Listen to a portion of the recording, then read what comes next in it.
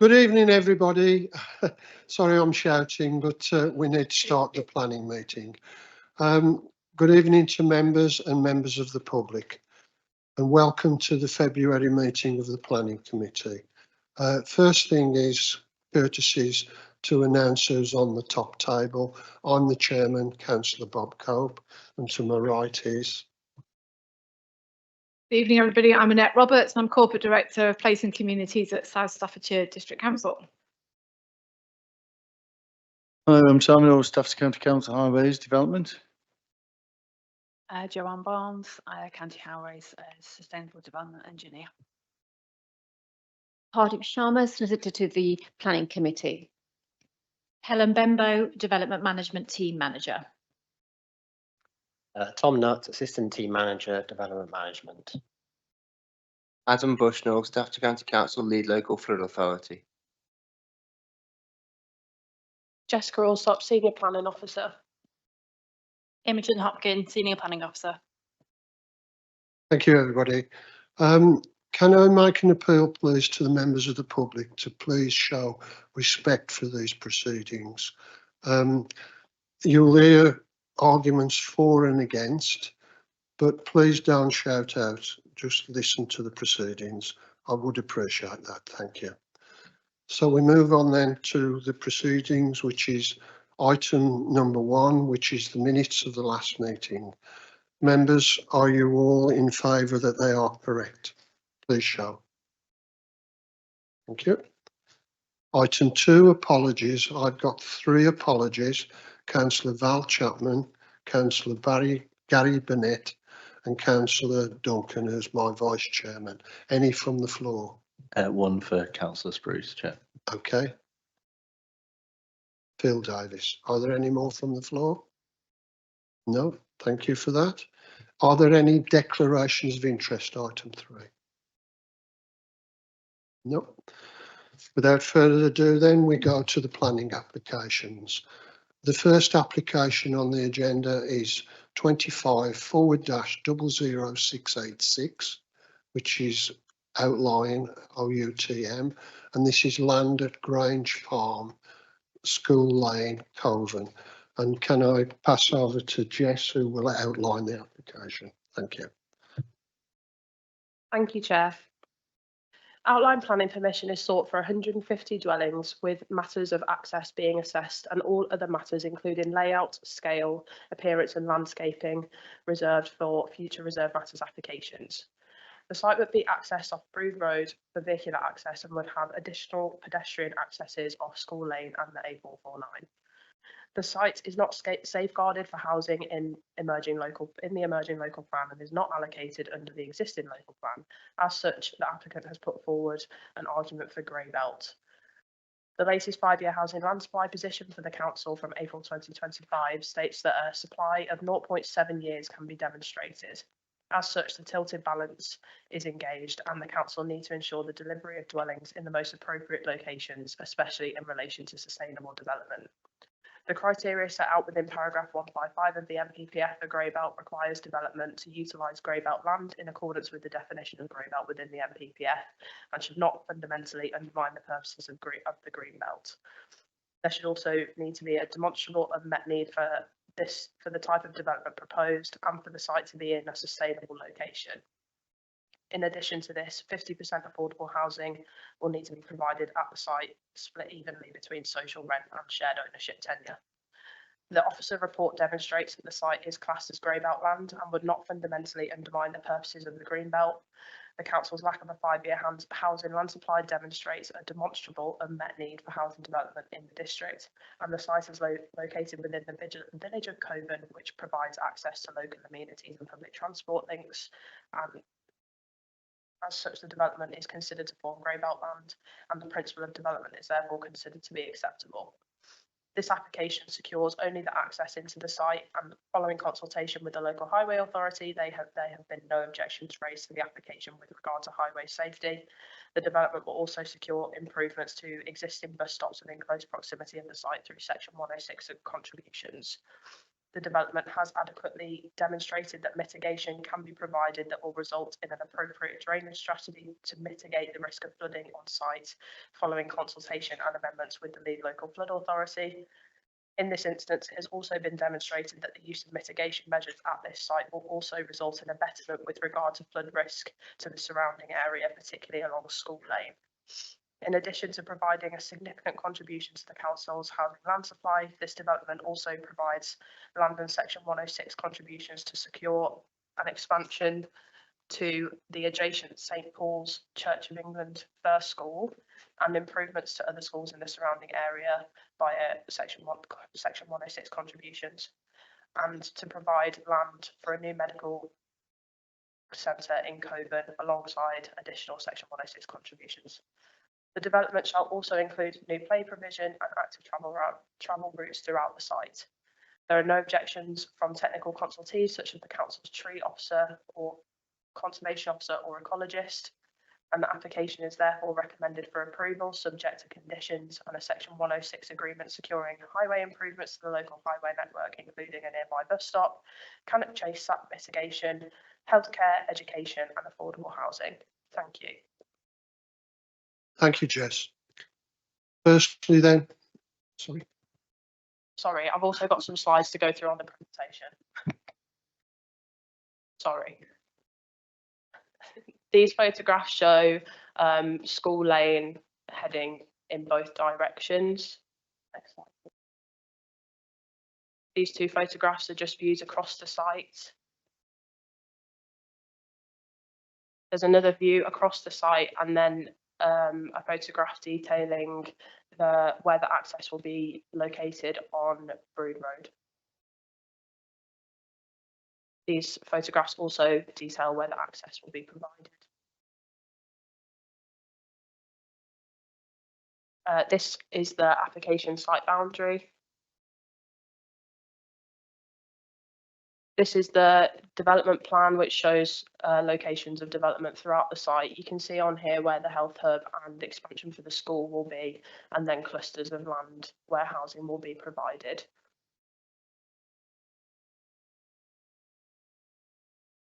This is a less high level one that also shows the same thing. And then this particular slide shows how this development is located within the rest of Coven and how it sits in relation to the surrounding area. Thank you. you definitely finished this time. Okay, thank you. Right, we go to the procedure. Firstly, there's one speaker speaking against this, which is Mr. Charles Wallace. Could you go to the lectern, please? Mr. Wallace, you have 5 minutes. Thank you. Good evening. My name is Charles Wallace. I've lived in the village of Coven for 42 years. I represent about 230 of the 486 Coven residents who have already objected to this totally inappropriate plan. Not a single person has supported it. 142 of those residents have mandated me to speak on their behalf tonight.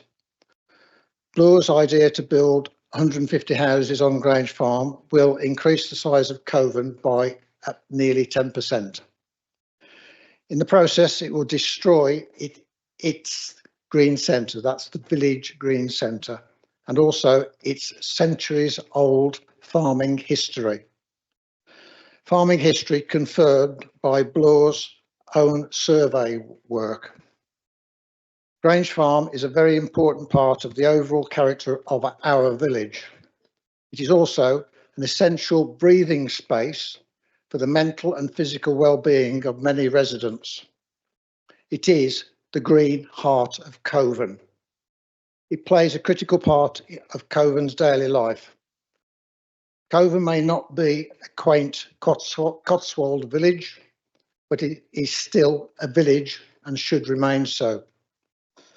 Bloor plans do nothing to enhance or improve the lives of existing Coven residents.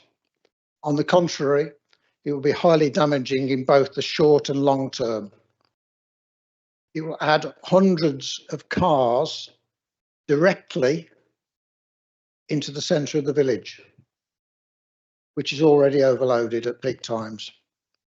For clarity, I remind everybody in the room of the nature of Bloor's plan. It is an outline plan for road access only, with zero real commitment to actually deliver any beneficial change to our village. The only objective of this plan is to gain access to Grange Farm. That access, which is what your decision is all about tonight, and the only thing which Bloor are really interested in, is dangerous. It is seriously wrong to add hundreds of cars every day at all, never mind at a location which already has conflict. You all have seen the location of Bloor's badly positioned access and the already existing problems. It is dangerous now. Please use common sense now. To add any traffic whatsoever at this location and add to an existing conflict would be negligent. I base this comment on the grounds that it is likely to put at risk and endanger all types of users of the highway.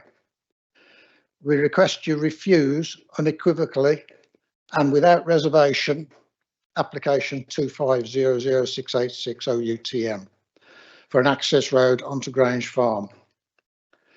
South Staffs is not blessed with large areas of actual brown belt where large scale development should be taking place. You have about 13 acres scattered around, which obviously doesn't do you any help. That's because South Staffs is not an industrial area. It is mainly green belt, food production, agricultural land, which is what Grange Farm has always been. The grey belt conundrum is frankly a joke. Flooding. You are all fully aware of the actual on the ground realities of flooding events in Coven. They are fact, not fiction, and getting worse. Any consultee who thinks or says otherwise is not doing their job. You are now also aware of emergency medical access requirements the fields are used for certain critical life-threatening situations. Infrastructure. The adequacy of drainage infrastructure is hotly debated, not, however, by those who had raw sewage coming up through their floorboards more than once when they've been evicted from their houses for months on end. They know the undeniable facts. It's all at capacity or exceeded. For Bloor, this is just not of any interest as long as they get their way. A week ago, Covenheath sewage treatment plant overflowed into the River Penk for 3 days with raw sewage. Fact, not fiction. No statistics from some remote location. Just in case you're of mind to allow this application to proceed in order to meet government-driven targets, the meeting of virtually unattainable government-mandated requirements for housing is not Mr. Wallace, agreed. can you wind up I've now, nearly please? finished. Thank you. Is not a reason to agree to any patently unacceptable development proposal to satisfy a number crunching exercise. This application is just such a case. The location is totally unacceptable for many, many infrastructure, social and damaging reasons. For all that huge amount of information, if you want to read information about this, have a look on your own website at all the people who've sent in objections. The many objections registered so far. Mr. Wallace, can you now wind that up, is- please? Okay, yes, I am. Well over your 5 minutes, please. The many objections registered by far more competent, knowledgeable people than I. They are very smart and well-informed people in Coven. Thank you for listening. Thank you, Mr. Wallace.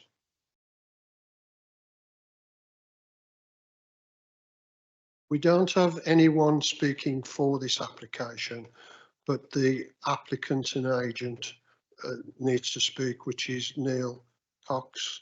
Mr. Cox, you have 5 minutes. Thank you. Thank you, Chairman, members of this committee. The proposed development located in the local service village of Coven is for up to 150 high quality homes, 50% of which would be provided as affordable housing. Access to the proposed development will be taken via a new priority junction with Brood Road. It is recognised that the proposal has generated significant public concern. However, many of the issues raised have been fully resolved through the evolution of the scheme. The proposal before committee is the result of extensive consultative work with technical consultees, local councillors, the local GP practice and the community. As a result, the proposed development now comes before committee with no objections from technical consultees, including planning policy, conservation, environmental health, highways, flood risk and drainage, ecology, arboriculture, education and healthcare. Whilst the site is located within the Greenbelt, the Council's own evidence base confirms that the site provides a weak contribution at best to Greenbelt purposes. The site falls within the national policy definition of grey belt, and the scheme complies with the golden rules and as such does not represent inappropriate development in the green belt. It is recognised that the site isn't a proposed allocation in the emerging local plan. The site was ruled out for allocation due to a county conclusion that an appropriate access could not be achieved and potential flood risk. The applicant has worked collaboratively with Staffs County Council to secure an access proposal onto Brood Road that is acceptable and safe in principle. Traffic generated by the development would have only a negligible impact on the local highway network, just one additional vehicle movement per minute during peak hours. In respect of flood risk, the application is supported by a flood risk assessment and hydraulic modelling. The drainage strategy includes flood alleviation measures that not only ensures the proposed homes are not at risk of flooding and flood risk is not increased either up or downstream, but actually reduces flood risk to the adjacent school site, School Lane and Brood Road. The most significant issue that arose through pre-application community engagement related to access to local healthcare, following the loss of the Coven satellite surgery and capacity at the local first school. The scheme before members would deliver a service site for a new primary care health hub, which my clients have agreed to provide following a direct approach from the Integrated Care Board and Brood Medical Practice. In addition, the site provides an area of land to accommodate the future expansion of St Paul's First School, as well as a 1.16 million contribution to fund expansion of the school. No other site in Coven provides the opportunity to deliver this additional school capacity within the village, or provide the opportunity to reduce existing flood events that have affected the school in the recent past. The proposals will deliver much needed market and affordable homes to address the council's increased housing needs and current lack of 5-year housing land supply, delivering residential development at an early stage in the local plan period. A local connection requirement will also be secured through legal agreement to give preference to those in need of an affordable home locally. 50% of the homes are to be delivered as affordable homes. 10% of the homes proposed offer ground floor living split between tenures, and bungalows will be provided in the more sensitive parts of the site, responding to local built character and heritage assets. New green and blue infrastructure is provided, including publicly accessible open space, far in excess of both adopted and emerging open space requirements. In total, 48% of the site area is provided as green infrastructure, incorporating the retention of existing and provision of new walking and cycling routes, play area, community orchard, areas of biodiversity enhancement, and a flood relief scheme to address existing flood issues. All green space will be managed through a management company secured through legal agreement. This infrastructure-led proposal, supported by 50% affordable housing, clearly meets the government's golden rules, which are to be given significant weight in favour of the grant of permission. The tilted balance is engaged. With no objections from statutory consultees, there are no identified adverse impacts that would significantly and demonstrably outweigh the significant benefits to be delivered. It is hoped the members of the Planning Committee will agree with the officer's recommendation contained within the thorough and balanced committee report and resolve to grant outline planning permission subject to the identified conditions and Section 106 obligations. Thank you. Thank you, Mr. Cox. Right, members, it's over to yourselves. As we time honoured practice, we go to the local members first. Do either of you wish to speak? Councillor Sutton. Thank you, Chair. Having listened to the presentations of both those for this application and against this application, I have real concerns about this application on the two fronts that were actually identified by both speakers. I've had an awful lot of correspondence in relation to both the flooding issues, which I personally have dealt with in the past, having been a district councillor in the area for the last 13 years, and also the access off Brood Road. Having read through the commentaries from both the flooding and also the highways from the County Council, I'm somewhat reassured, but I will reserve my right to speak. I'm going to listen to this debate, but it is of great concern, especially the access off Brood Road and its closeness to Grange Farm itself. There has been a lot of commentary passed in relation to this particular stretch of road, and it does have a serious impact on the traffic flow through Cotham. Thank you, Councillor Sutton. Councillor Holmes. Sorry, yes, thank you, Mr. Chairman. I endorse everything that's been said by my colleague here tonight, although I do have some more positive points to make, if that's all right with you. I've written them down. So I'd like to say that this plan has taken some long and hard consideration, given the objections from a lot of the local residents. And I understand that. I think that the balance falls between the advantages offered along with the houses planned here. The prospect of a new healthcare building, extra places at school and further education will prove to be a certain addition to the quality of life for residents in the whole of Cotham. More affordable homes and bungalows for local people, along with a flood relief scheme addressing existing flooding issues, will surely add to the prospect of a more satisfied local community. That's all I have to say at the moment. I reserve my right to speak. Thank you. Okay, thanks. You can come back later. So it's over to the rest of you members. Anyone wish to speak? Councillor Reid. Thank you, Mr. Chair. I just want to pick up on drainage. My knowledge of the area, it's fairly flat, as I can remember. So drainage is a bit of a problem. And I noticed a site visit we had, I think it was something to do with the doctor's surgery, was it? And we were on that side, and I noticed the ditches were absolutely, well, they were deep to try and get a fall. So I'm concerned about the methods which they are going to implement to prevent flooding. And I think it's an issue that's obviously of concern right across our country at the moment. I'm interested in how they're going to contain it. I'm also reminded of a presentation we had. I think the person who gave it was from the county, and he was talking about the fact that water's coming off developments too quickly, and we should be thinking more of soakaways, etc., to stop the fast water, I call it, coming straight into your systems and causing flooding somewhere else because it's not containable. So I'm very interested in what scheme is going to be put in place to ensure that the residents in Cotham and the area do not get flooded.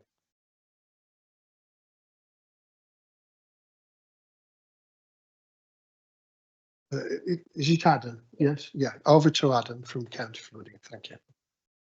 Thank you, Chairman. Thank you. So, obviously, acting as statutory consultee to the local planning authority with regard to this application, for the lead local flood authority at Staffordshire County Council, I've assessed the application and the submission from the applicant against national standards for flood risk and drainage, and also the Staffordshire County Council SUDS handbook, Sustainable Drainage Handbook. These standards are there to ensure that the development itself will be safe from flooding, and also that they will ensure that flooding flood risk elsewhere will not be increased either. The proposals are to restrict flows from the development to 3.8 litres per second, which provides a significant betterment to the watercourse to which is receiving these flows in severe flood events. The flood storage area also presented and modelled with an extensive hydraulic modelling study also demonstrates that there's satisfactory resilience, mitigation and betterment. I'm professionally confident and comfortable that with the level of assessment that's been undertaken.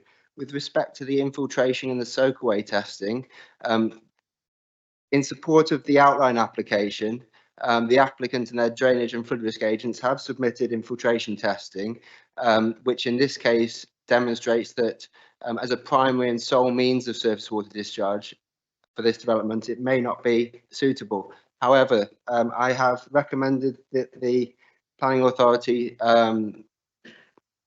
recommends this application with a pre-commencement condition for the applicant to undertake more extensive and thorough site investigations to maximise infiltration if it is at all viable.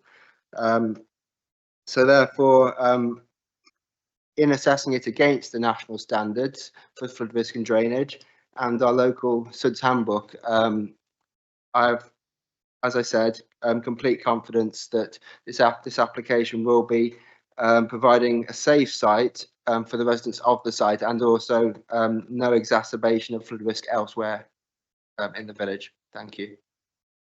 You want to come back, Councillor Reid? Are you happy with that? Yes, I'm just thinking about the last time there was a big flood and he built an ark, I think. It's a few animals on it.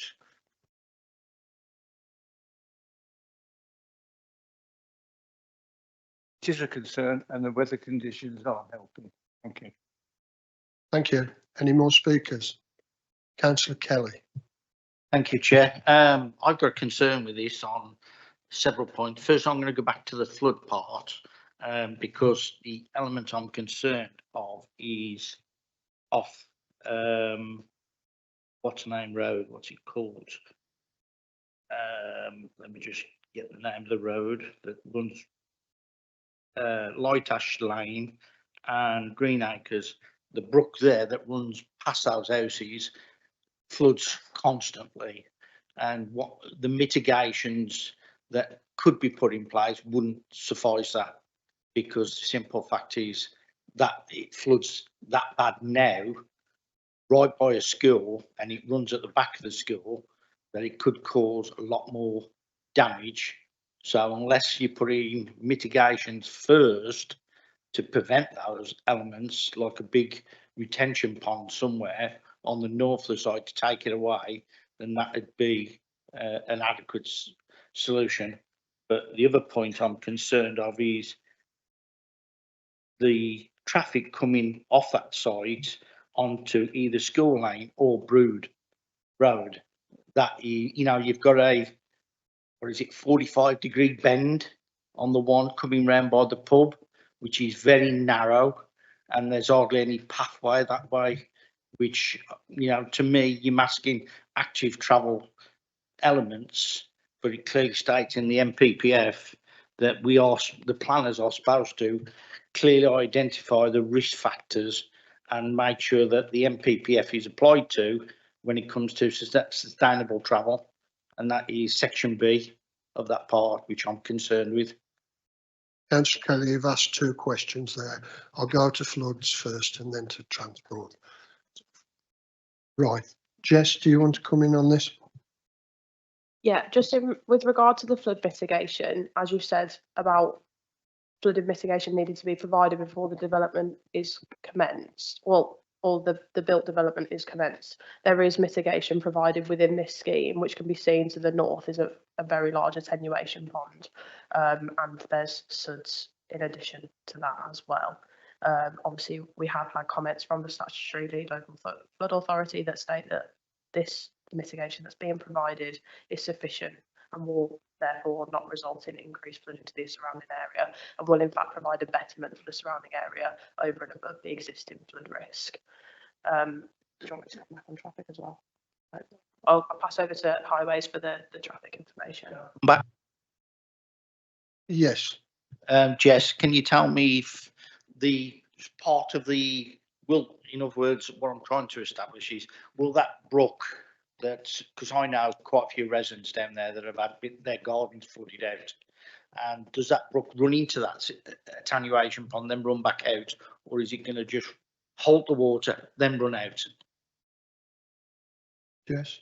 Or Adam. Thank you, Chair. So just to reiterate, I've assessed this application against national standards for flood risk and drainage.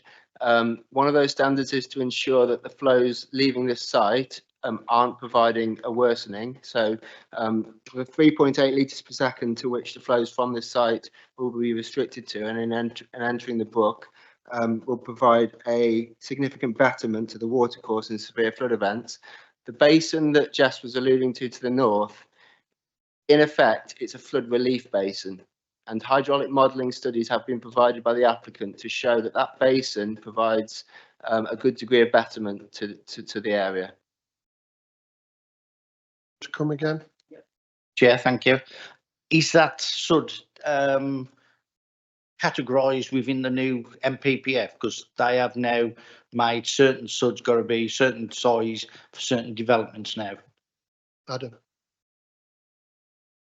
Just to Sorry, be go on, clear, Elle. it's attenuation pond and suds, not one or the other. So yes, fair point. Thank you. Okay. Do you want, I'll hand over to Highways then for your second question. Thank you. Thanks, Chair. Which particular bit you're saying you don't think complies? Is the particular part, or are you talking in general? Sorry. The junction that you're putting on to Brood Lane, you've got within that junction there, you're going to have School Lane just on the west of it, and then right within what, 50 feet, 60 feet, you're going to have a 45-degree bend, which is very tight, with buses going round it, as well as hardly any footpath near towards the Rainbow Pub. Okay. In terms of the site access itself, when we scale it off, it's 35 metres from School Lane, and then it's 75 metres from the bend. So both of them, they're within the visibility space from that access, are acceptable in terms of what we'd be searching for. In terms of the bend, I know the bend itself curls around, but there's features like that we try and put in these days because it does a very good job of controlling the speeds. So that's a lot of the problems you have with the severity of accidents at down speed. So obviously as a driver, you've got to drive with due care and attention. So as you're approaching that bend, you have to slow down to do it. And I think there's I've seen some videos as well of the bus going around, which it's not unusual, it's not illegal to do that. The manoeuvre, none of our records are showing that there's caused any problems on that bend. We haven't got any accidents to support that bend having a serious or any. I don't think we've found a single accident on there through the accident investigation on that bend to suggest that it is operating in a dangerous manner. You want to come back again?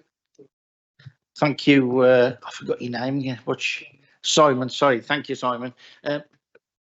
It's just that on section 109 clearly states promoting sustainable transport elements, and it clearly states at B, ensuring patterns of movement, street parking and other transport considerations are integral to the design schemes and contribute making high quality places.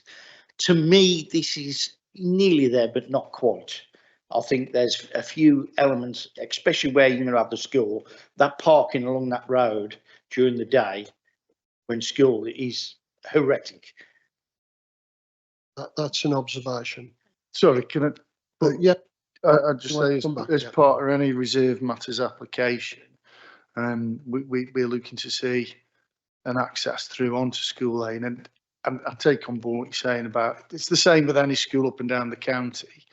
You get a lot of people that drive because they're not all.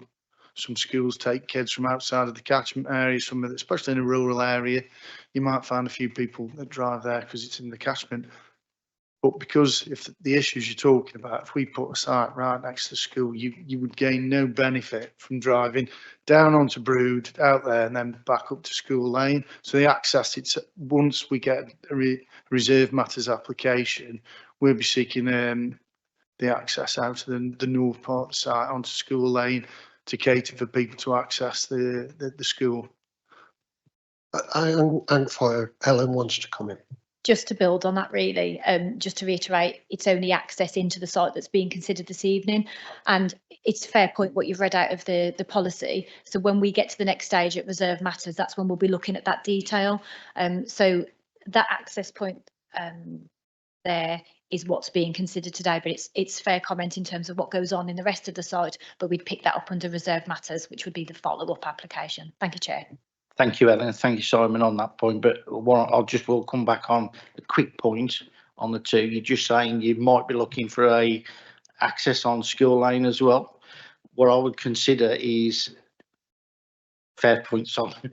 But the question I would look at is, couldn't there be a extra overflow car park area by the school to help mitigate some of the off-road parking as a consideration?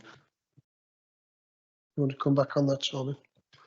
I take on board what you're saying.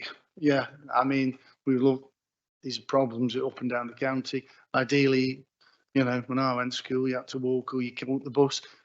Unfortunately, these issues happen time and time again. And from a planning point of view, the developer only has to mitigate their development.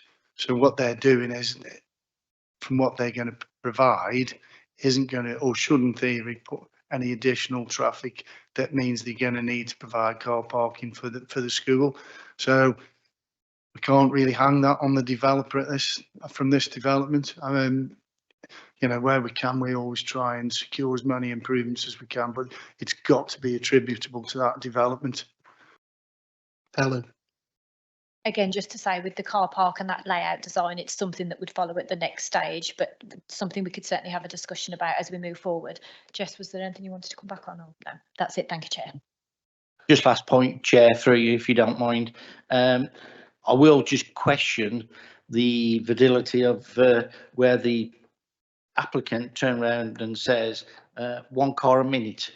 I wouldn't say I'd say it's going to be more than that, twice in fact, because, you know, 150 houses, 300 cars, between any certain section, there's going to be quite a lot of traffic coming off that side. Yeah, thank you, Chair. Yeah, on theory, I think we encounter this a lot across the patches. People see 150 houses, you assume everybody's having 2 cars, etc., etc. As part of the transport assessment, you'll see in there they use some analysis of a traffic data program called TRIX, which basically observed hundreds of residential developments up and down the country, and we'll see how many cars they do actually generate at certain times of the day. So we generally work off the peak time, but you'll also see a development that could generate, I don't know, maybe 7, 8, 9 vehicle movements per house over the period of the whole 24 hours, but mainly in the peak. So this is what the Mr. Cox was talking about. I think you're generating, I think, one of 73, is it, in 63, and the AMP. So you're right, probably just be over 1 minute, but it's not far off one a minute. The likelihood here is, to be perfectly honest, I can't see those vehicles going right out and then up School Lane, especially in the morning peak, because you're not going to be travelling up there very quick. You'll very quickly realise if you are leaving at school time, you're not going to be travelling that way. You'll be finding alternative ways. So yes, it on an average, it's probably slightly more than 1 a minute, but not to the naked eye. It's unnoticeable. I think in a lot of these instances, it comes out when you put it through there. It's not a huge amount of vehicle movements. Thank you, Simon. Okay. Any more speakers? Councillor Ashley. Thank you, Mr. Chairman. My initial comment looking at the scheme is that the actual site is the usual standard. It's extremely well laid out with the appropriate facilities that could be good for the village, medical facilities, education, etc. And it does fit within the site of the parish itself. However, I do believe there is one major fatal problem with this. And Councillor Kelly has just in fact raised the point. Where the access is from the site into their main road, is it Brood Road or School Road? Can you put it up again, please, the access from the site? Unfortunately, it does not illustrate the bend on the right-hand side or the turn on the other side. Now, why on earth we have a simple access point onto a main road that will be busy? And people trying to tell me that there's 1 car a minute, 2 cars a minute from the new establishment. I don't know. I drive a car and I suspect we're all expert drivers here. So I think we know it. Plus the people who live in Brood. Why can't I ask, Mr. Chairman, that from the point of access, safety, and more acceptable to everybody that will live in there in the future, why can't a roundabout be considered in that location? Why can't there be traffic lights? Because they rarely do any real good improvements to the road structure where we get these new settlements, as it were, or these new housing estates. Because quite honestly, I think that's a cheap way of getting a lot of traffic onto a busy road in the middle of a village. And I think it could be planned better. I know we've got the experts. I've read through this application and I've never seen so many comments about highway issues, safety and so on. Quite honestly, Mr. Chairman, I don't think any at the top table live there. I don't know. But the point I'm making, I think that is a totally unsatisfactory access to 150 house estate. And I believe, Mr. Chairman, it could be improved. Now, the point is, what are the developers or the planners got in mind with regards to making this more of an acceptable development within Coven? Because I don't think it's satisfactory at all, particularly in the longer term. Simon, do you want to answer the question on traffic lights roundabout? Thank you. Thanks, Chair. The junctions you talk about are obviously more for larger developments, but you know, in terms of for us, if you look at the transport assessment, it is a very technical exercise, and there's a lot of national. It's not just guidance; it's the actual you work to certain standards. So through all the number crunching, you will go through the number of vehicles that are passing the front of the site and the number of vehicles that are going to come out of the site. So you put it on a chart and you roughly tell you what the best junction for that to operate within safety and capacity is. So in this case, because I know it sounds a lot, especially to the people who live in Coven, 150 houses sounds a lot, but in transport terms, it doesn't generate a huge amount of traffic in terms of what the roads will accept. So as part of the analysis, we would have looked at the data collection on Brood Road. So we would have seen it. They put traffic counters out that counts the number of vehicles that go past the site on a daily basis, and it also recorded the speeds. So as part of that data, we then crunch it into a figure, and then it'll come and tell you what the best junction is. So in this case, it's a priority junction, which for 150 vehicles, I'll be surprised, unless we're creating onto a really busy A road, you're unlikely to sort of select a higher quality junction, such as a traffic lights or a roundabout. And the thing you'd have with a roundabout, you'd probably remove a lot more of the hedgerow and into the site, because you have to build it a lot bigger, because it takes a lot more land. So in terms of the junction, the selection, there's the report in there as well, which talks about its capacity, and they've assessed the capacity of that junction. So it will operate within acceptable levels So it's not going to cause a problem in terms of congestion or safety, because they're providing the requisite visibility based on the observed data from the site. It's not just, I take it what you're saying about, you know, people know the area very well, but that's why they collect this data, so they can say that design is based on what is happening on Brood Road. It's not a theoretical exercise. It's based on the facts and figures that are the vehicles travelling along there. Thank you, Simon. Councillor Ashley, are you happy with that?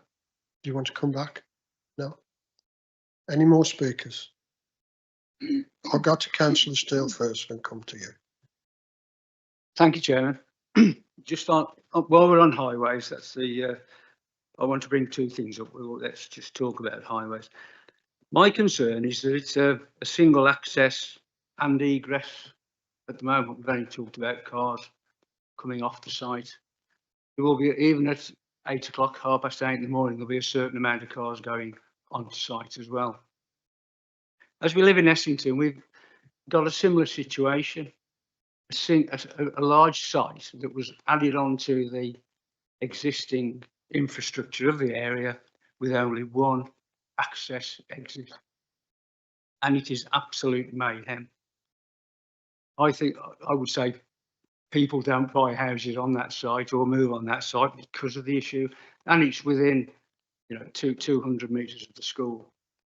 So, and correct me if I'm wrong, I know the application tonight is purely for access to the site, but surely once, if we are minded to grant that, the damage, you could say that the battle's lost and the damage is done, because you can't then say you can't build this site, whether you get another access on the site. The battle's lost, isn't it, for the residents of Coburn? Because the precedent's been set. Am I correct or am I wrong? Ellen? Yeah, so yeah, you're right. What you're approving is the access from the main road into the site, so that one primary access. The internal road system, the network, the parking and all of the associated highway works would follow on the reserve matters application. But yes, the primary access point from the main road is that one that's been shown on the plan, and that's what would be approved this evening, should you be minded to do that. That's correct. Thank you. Back. If I may, yeah, perhaps I missed it in the write-up, but I didn't see any mention of an alternative or a second access to the site off School Lane that I think Simon mentioned. Why is that not in the documentation? Sorry, no, what I'm saying is, as part of reserve matters, we'd be looking to secure pedestrian access to up the school. It's not on the application at the moment. The point we were making is, as part of any reserve matters, we would be seeking to make sure that the access to the school is as simple as it can be for people to walk and cycle from the site. So there isn't, you're right, there isn't a secondary access at the moment, and you're not considering that at this point. Councillor Steele, Jess wants to comment as well. Jess?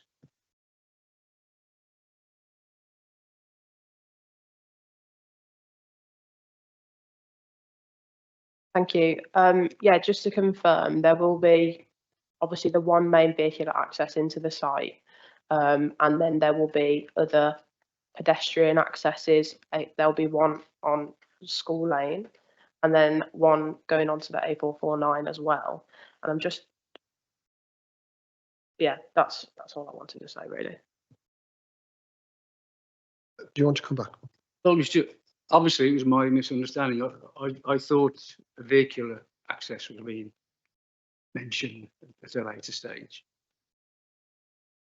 Okay. Yeah.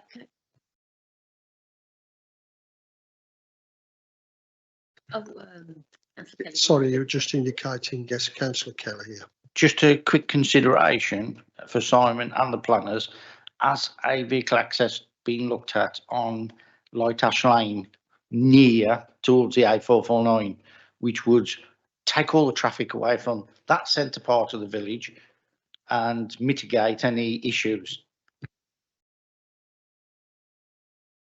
Simon? Then there's two things. One, to put the junction that close to the 449, the Light Ash Lane junction on the 449 isn't great. It's a high speed road, so it's not something from our point of view we would seek to encourage. And because the 449 is, it says National Highways there, isn't it? You'd have to get their permission. I think they wouldn't want to see us pushing more traffic towards that junction.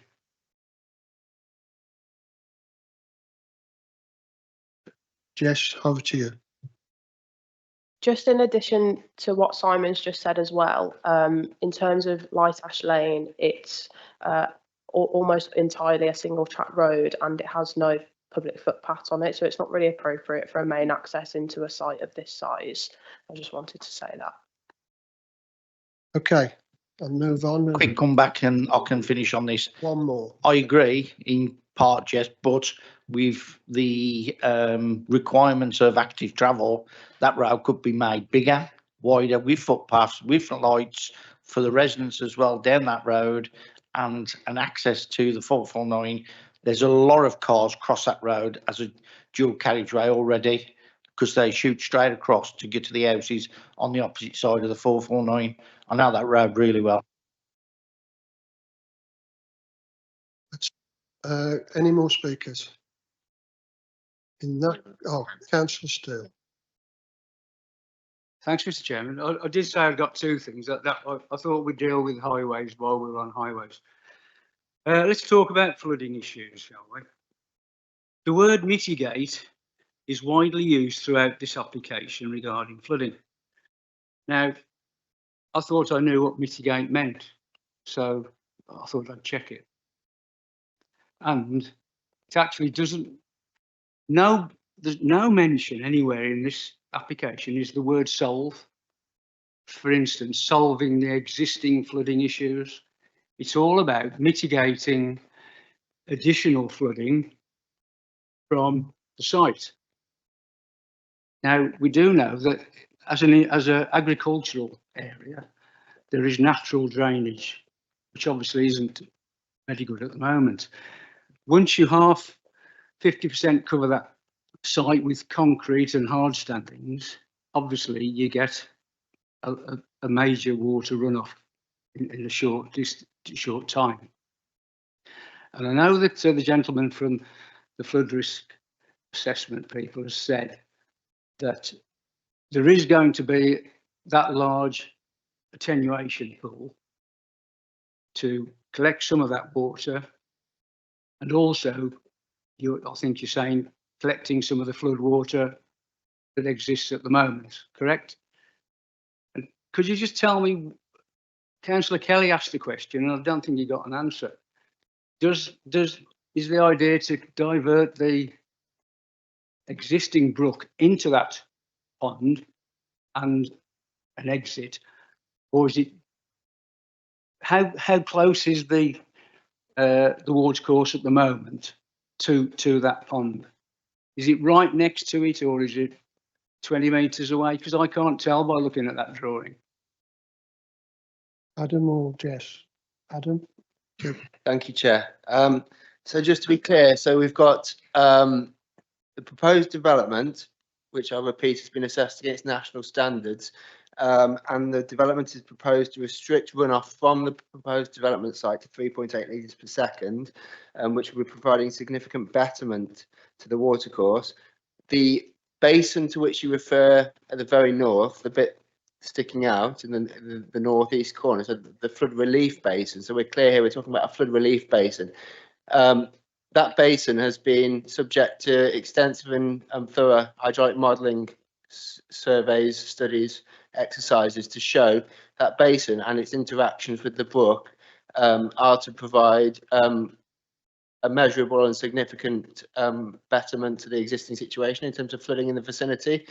Just to conclude, so as part of my recommended condition for this application, I've recommended that the applicant continues with further detailed design of that indicated flood relief storage basin, and supports the calculations and study that they've already carried out with further detailed engineering design to ensure we can reach a very robust flood relief effort and relief basin there. So just to be clear, I shouldn't be pointing here.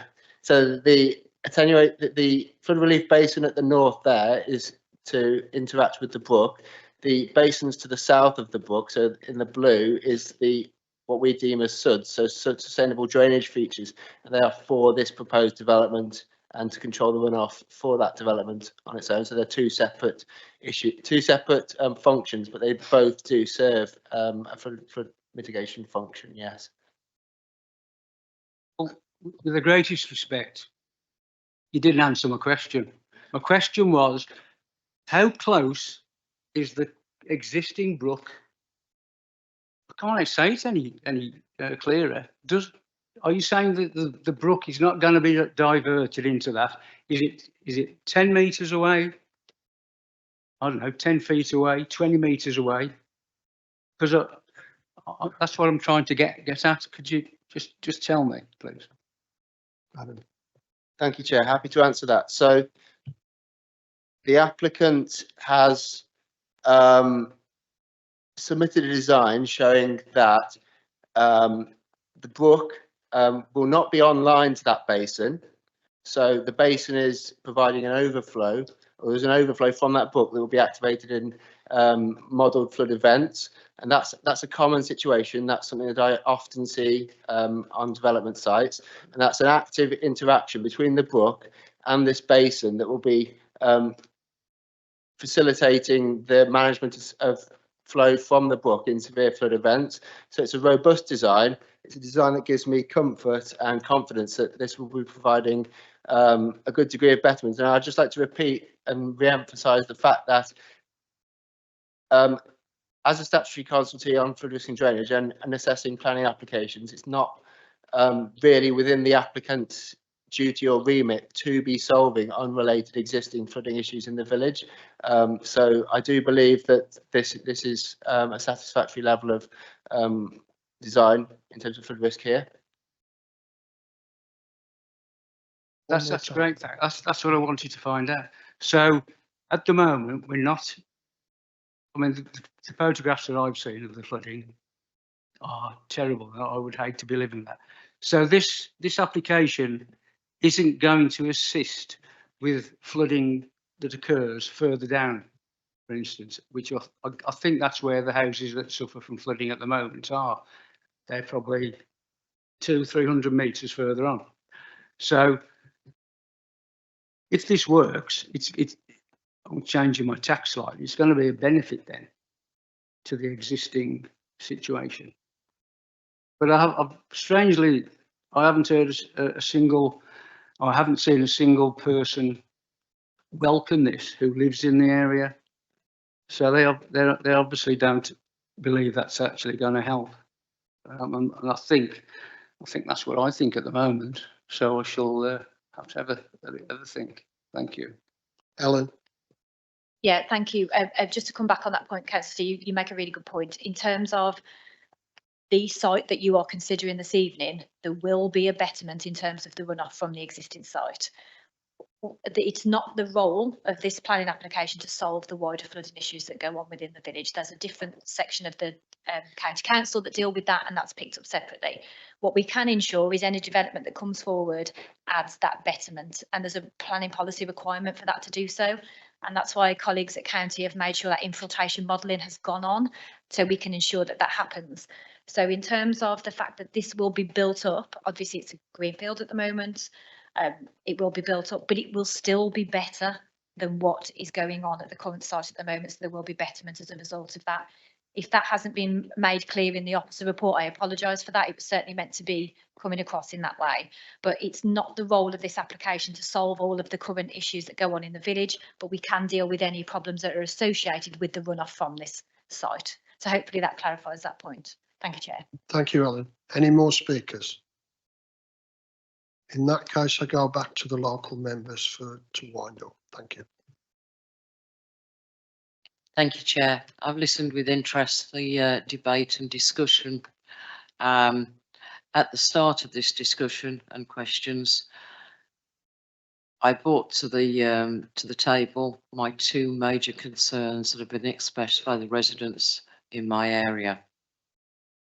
I'm not sure that either of those concerns have been reassured by the commentary and conversation this evening. I think what sticks out to me was a comment from Adam a few moments ago, where he basically said that we're not there to solve the existing flooding issues, only the future flooding issues from this development. And I totally agree with what Helen says. You can't take on the issues and challenges of the world. However, I don't feel comfortable supporting this application at this moment in time until we do have a better, robust, solid, structured plan presented by the county flooding that will actually reassure myself and the residents that we're not going to be ending up running down the road like I have done, like my husband, the former county councillor, with sandbags preventing the issues on this area. Yes, we need the housing, but at the cost to the residents that are existing, that is too unacceptable a risk, in my opinion. And secondly, in relation to the entrance, I hear what Simon from Highways has said. I'm not at all comfortable. I appreciate all the work and statistics that he's detailed, but the reality again is it hasn't reassured myself, nor I believe the residents in the audience, that we have got their best interests at heart. So I cannot support this application. Thank you, Councillor Sutton. Councillor Holmes, do you want to comment? Could you turn it back on again? It is on. Thanks. Yes, Chairman, having listened to all the discussion that's been held tonight, I'm inclined to see things in exactly the same way. It's a pity, but that's it. There are the facts to be faced. There are the dangers of flooding and the traffic, and they're paramount. So yes, I'm inclined to agree with my colleague here. Thank you. Any more speakers? No. Councillor Reid. Thank you, Mr. Chairman. Just want to check whether when the decision is made, are we dealing with technical reports? I think we've learned that lesson in the past, so be very careful, members. But we will be faced with this cost. And we've already experienced it at the ratepayer's expense.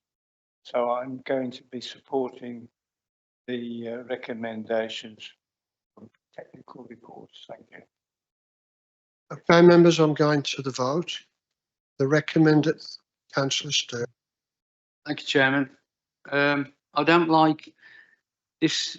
People keep mentioning costs. We're here to represent the residents. And if it means going against officers' recommendations, well, so be it. We're here. We were elected by residents, not the council. We have to weigh up the planning balance, and we come from a different side to the planners, I have to say. Planners are looking at statistics and getting as many houses built as possible. We understand that that's got to happen, but we were voted in to represent the residents of South Staffs. So I will find it very difficult to vote in favour. Councillor Reid. Thank you, Mr. Chairman. I've often said when I've been criticised locally that I don't sit on this committee representing individual parishes. I sit on here representing South Staffs District Council, and that's where I make my decisions on planning applications. Thank you. Councillor Holmes. Thank you, Mr. Chairman, and I'm speaking from experience here now. Presently, my life has been made a misery by the problems on the Kiddamore Green Road route. Nothing has been done to help me and my quality of life. And that's what I insist on for existing residents. Their quality of life must come surely more to the fore than it seems to have done. Thank you. Thank you. Councillor Kelly. So just to clarify for Helen, please, this site is not in our local plan. Secondly, it's green belt, but it's being classed as grey belt. On what basis is it being classed as grey belt? If you could clarify that. And as it's clearly stated in the green belt policy, only in exceptional circumstances should a development be considered. Helen.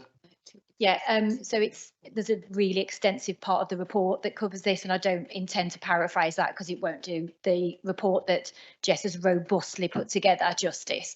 So you will have read that.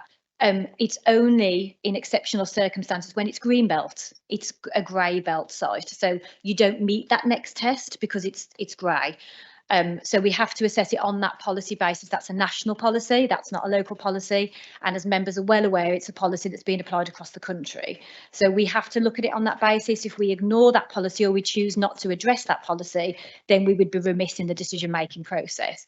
So members will have read the report and the fact that it is grey belt when considered against the relevant purposes of the green belt and the relevant parts of the NPPF. So yeah, hopefully that explains it. Thank you, Chair. Okay, I'm now going. Do you want one more time? Okay. This is not safeguarded land, I assume, is it? No, that's fine, thanks. Okay, everybody ready for the vote? The recommendation is for approval. All those in favour of approval, please show.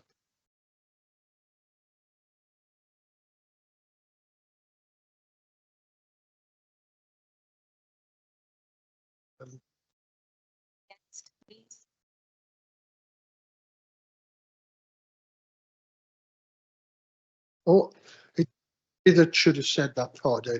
All those against, please show. Okay, it's okay. Okay, any abstentions? No. So that application is approved 7-5. No abstentions. Thank you.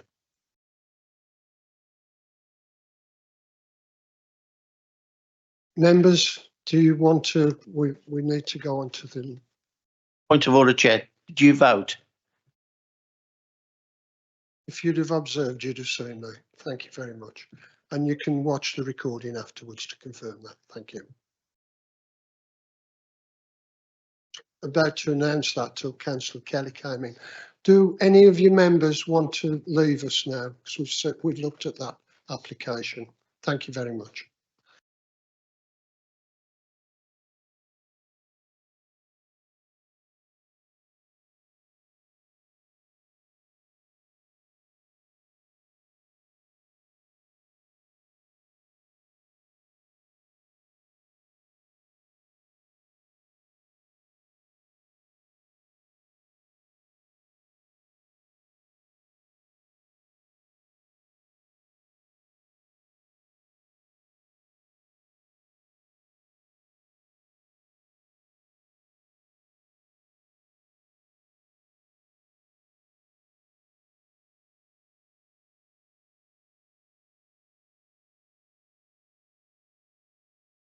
For members who are watching this recording, we're waiting for other people of the public to come into the chamber, and then we'll proceed with proceedings. Thank you.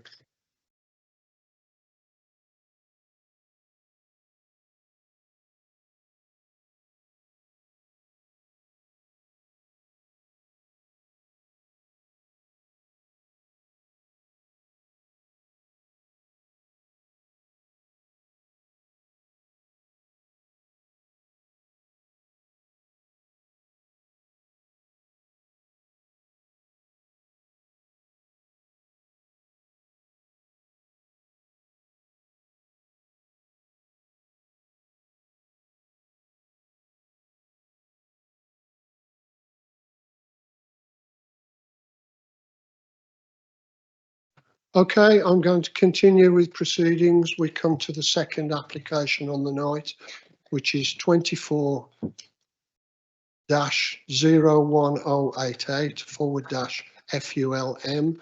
This is the deferred item, which is the land off Poolhouse Road, Wombourne, and it's Imogen that's going to outline where we've got to with it and what the application's about. Thank you, Imogen. Over to you. Thank you, Chairman. So this application seeks permission for 92 dwellings and associated infrastructure at Poolhouse Road in Wombourne. As the Chairman just said, this application was deferred by committee on the 27th of January. The matter for deferral was the distance of the application site to the nearby bus stops. So the bus stops within walking distance of the application site are Planks Lane. So if you would just like to put a few slides on Helen, actually. Sorry, skip a couple. Sorry, I'm unprepared of that one. Thank you. So that's approximately 900 metres from the application site, and Google Maps advises an average walking time of 13 minutes. This bus stop is due to be upgraded through the Section 106 contributions secured by the adjacent approved site, which is to the east of the application site. Next slide, please, Helen. The other bus stop is Brickbridge Lane, which is approximately 1.1 kilometres from the site, and Google Maps advised a walk time of 17 minutes. This bus stop is due to be upgraded through the Section 106 contributions secured through this planning application. The deferral report clarifies the Highways position that rerouting an existing bus to go down Poolhouse Road would be to the detriment of existing users of the bus services. The reason for the deferral was the distance from the site to a bus stop. There's been numerical standards referenced by public speakers, but this is guidance only and is not an adopted policy. The application site itself is walkable to various amenities within Wombourne itself and does not need to rely on a bus service. There are pedestrian improvements proposed with the application, such as accessibility to the public right-of-way sited to the east, which provides connectivity to the adjacent site. Since the deferral on the 27th of January, there have been 4 public comments received from local residents.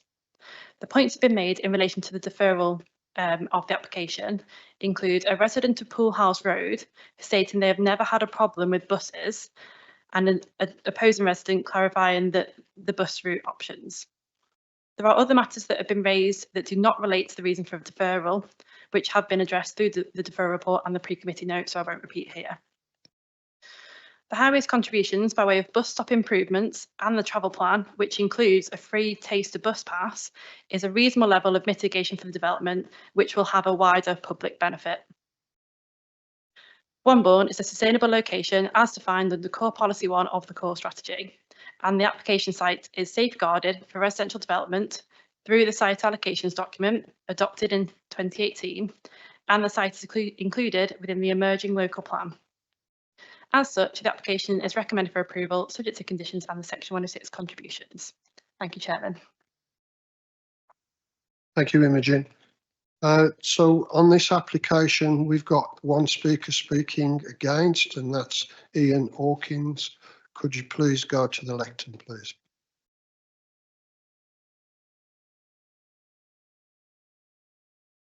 Mr. Hawkins, you have 5 minutes. Thank you.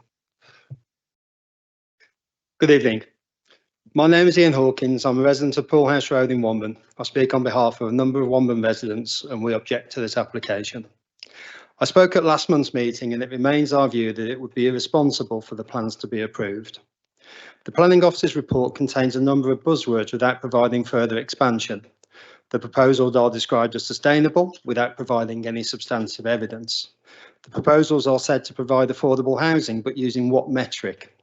Who is going to be able to afford to buy this affordable housing, as incomes will be required that are well above the national average? The development is on a greenfield site currently being used as farmland by a farmer, whereas the principle of brownfield first has been abandoned, leading to urban sprawl and the loss of green spaces to the Wombourne community. The impact of this has a massive negative effect to farming, wildlife and also climate change. This council declared a climate emergency on 10th of September 2019, and these plans show no regard to this. Farmers have restrictions on them as to how they can work their land to minimise any carbon release through digging over the land. whereas this development will disregard this with the hedgerow, with the whole of the site being subject to digging as part of the build, and in addition to the hedgerows are being removed where this does not seem to be necessary, having a further negative impact to wildlife and the environment where this could be avoided.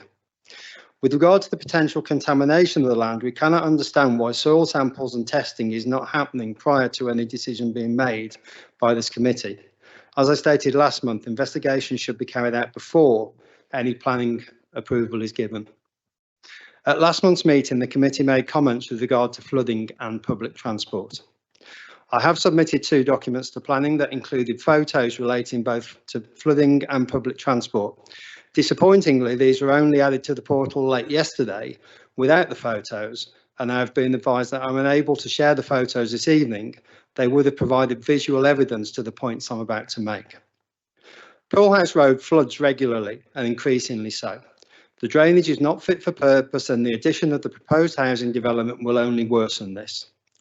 The flooding causes problems for cars. Some have already been damaged due to the flooding, and is located at one of the proposed crossing sites from the development to the Poole House estate. Are you really expecting residents to wade through water to cross the road? Because that will be the reality. Whilst I understand that this is a county highways responsibility, it would be irresponsible for a new development to be approved before this problem is solved, as the proposed development will only make this worse. Previous attempts to solve this issue have repeatedly failed in a matter of weeks. The attenuation pool is proposed for the part of the site furthest away from the road, and whilst this will assist some of the site drainage, it will not be able to negate all of the additional surface water, and will therefore add to the current flooding problems. It is going to cause traffic chaos to one of the main roads through Womben. The proposed development will also have a negative impact on the environment and remove any elements of natural drainage that exist at present. It is our view that it is impossible to approve these proposals without having the flooding issues successfully resolved, and we are concerned that this is not being addressed. With regard to public transport, this was covered in detail last month. The Planning Office's report states the nearest bus stop is 900 metres away, whereas the Council's own policy for bus stops is to be a maximum of 350 metres away. Myself and Wombourne residents have taken multiple routes from the proposed site to the bus stop, and the shortest distance has been 1,000 metres. For the houses at the far end of the development, this will be at least 1,200 metres. Time taken to walk to the bus stop ranges from 13 minutes at a standard walking pace to 18 minutes with a pushchair. For older residents needing to access public transport, a walking time of only 20 minutes would be realistic. We invite the committee to walk the route themselves, but do bring wellies, as you'll need them to be wading through the floodwater from this site. The route is not safe for those either with pushchairs, wheelchairs or walkers. The photo that would have been on the screen now shows the bridge over the canal at the junction of Jiggetty Lane and Planks Lane. The approach is blind from both sides, and pavement is too narrow for wheelchairs, walkers and buggies to cross safely. It is simply not practical.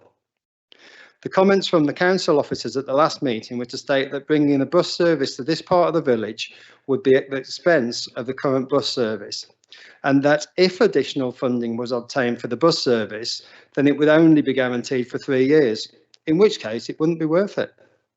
We do not understand this statement. If a service could be negotiated and funded, why as a council would you totally disregard the thousands of residents that would have access to a service that is clearly required? Womben has the population of a small town and the infrastructure of a village. Wind up now, please. Yeah, there.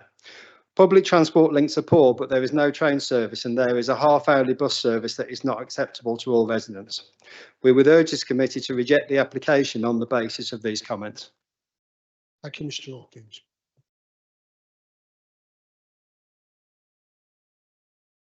Next, we have a speaker speaking for the application, which is Mr. Tom Higgins. You also have 5 minutes. Thank you. Yes, I'm in favour of the scheme. However, members of the committee may consider improvements could be made by introducing the bus service along Poole House Road. During the last debate, much was said about the 1 kilometre. People of all ages and abilities were expected to walk to the nearest bus stop in Planks Lane. despite Highways policy of 350 metres. A decision was deferred to enable more information to be provided on public transport access for the site. The site was removed from the Greenbelt through the site allocations document in 2018, so the principle of the development has already been established. Tonight, you're being asked to approve the details of this scheme. A lot has happened since 2018. In 2019, this council declared a climate emergency. Car ownership has increased, along with associated traffic problems, and the effects of global warming have worsened.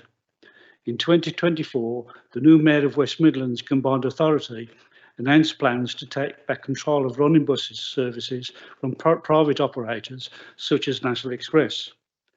Furthermore, the NPPF has been revised. Chapter 2 makes reference to achieving sustainable development, whilst Chapter 9 promotes sustainable transport. The Golden Rules cover major developments involving the provision of housing on land within or released from the Greenbelt. There are three aspects: affordable housing, infrastructure and genuine green space. The infrastructure element refers to boosting public services and infrastructure to deliver well-designed connected places, recognising that local leaders are best placed to identify the infrastructure that their communities need. Tonight's report states that the application remains unchanged, and the council have worked with the agent, applicant and highway authority to obtain further information about bus provision. However, there's no reference to any recent involvement with the current or future bus operator. In addition, it appears local leaders have been kept out of discussions. Highways indicate that extending the route would be detrimental to the existing service and other bus users. You may feel this could be solved by adding another bus or adjusting the timetable to run every 40 minutes instead of 30 minutes. Highways also mentioned that any subsidy would run out after 3 years. You may have a different opinion and consider that if a reliable bus service was introduced, it would be well used and therefore be retained after 3 years. Also, during the last debate, Highways suggested that if this went to an appeal, an inspector would consider the existing bus service to be very good. That assumption may be incorrect. You may consider a planning barrister could produce a successful argument that the walk to the bus stop is excessive and unsuitable, especially for the elderly and people with disabilities. The number 16 bus service is now being suggested as suitable. Yes, it passes through Womben on its way between Wolverhampton and Stourbridge. But as stated in the report, the nearest bus stop is in Brickbridge Lane, more than 1,100 metres from the site. So this stop is even further away than the one in Planks Lane.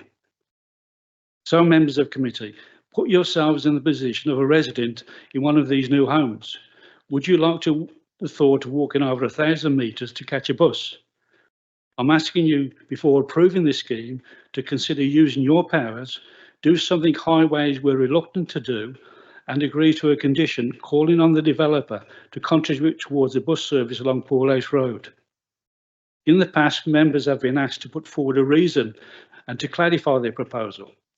I suggest it's to assist with the Council's climate change strategy and to comply with various provisions in the NPPF, in particular paragraph 117B.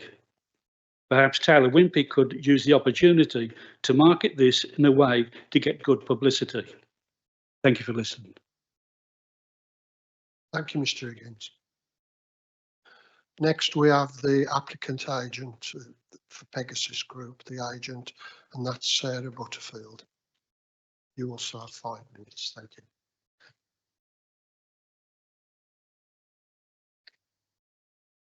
Good evening. You will recall that this application came before you at the January Planning Committee and was deferred to allow additional information to be provided to support the proposals in terms of access to bus services from the site. The Council have identified this site as a sustainable location for development. Wombourne is a main service village which is considered a suitable location for additional development and growth as set out in the development plan. That settlement hierarchy and identification of suitable and sustainable locations for development also accords with the NPPF, which seeks to deliver sustainable development in suitable locations. The site is currently safeguarded land identified for development in the Council's current development plan and is a proposed allocation in the emerging plan.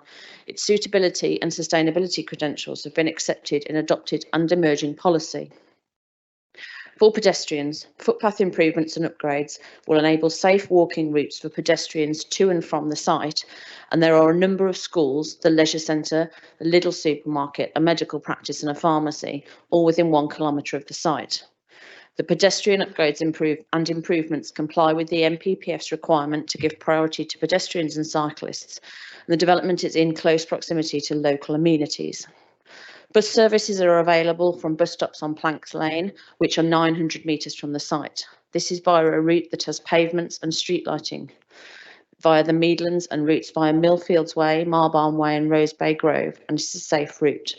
Bus services available from Planks Lane are numbers 15 and 16A.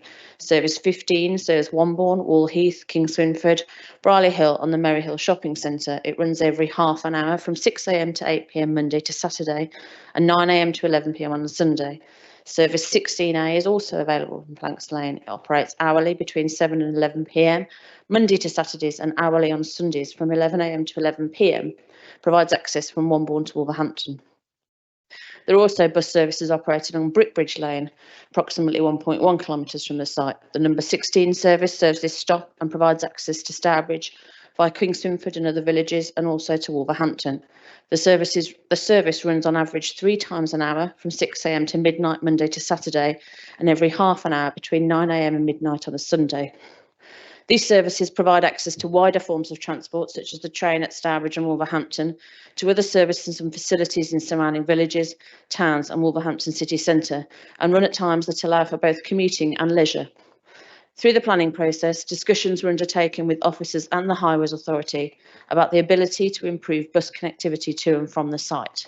This included communications with local bus operators and discussions on the possibility of diversion of the existing services to run along Poolhouse Road.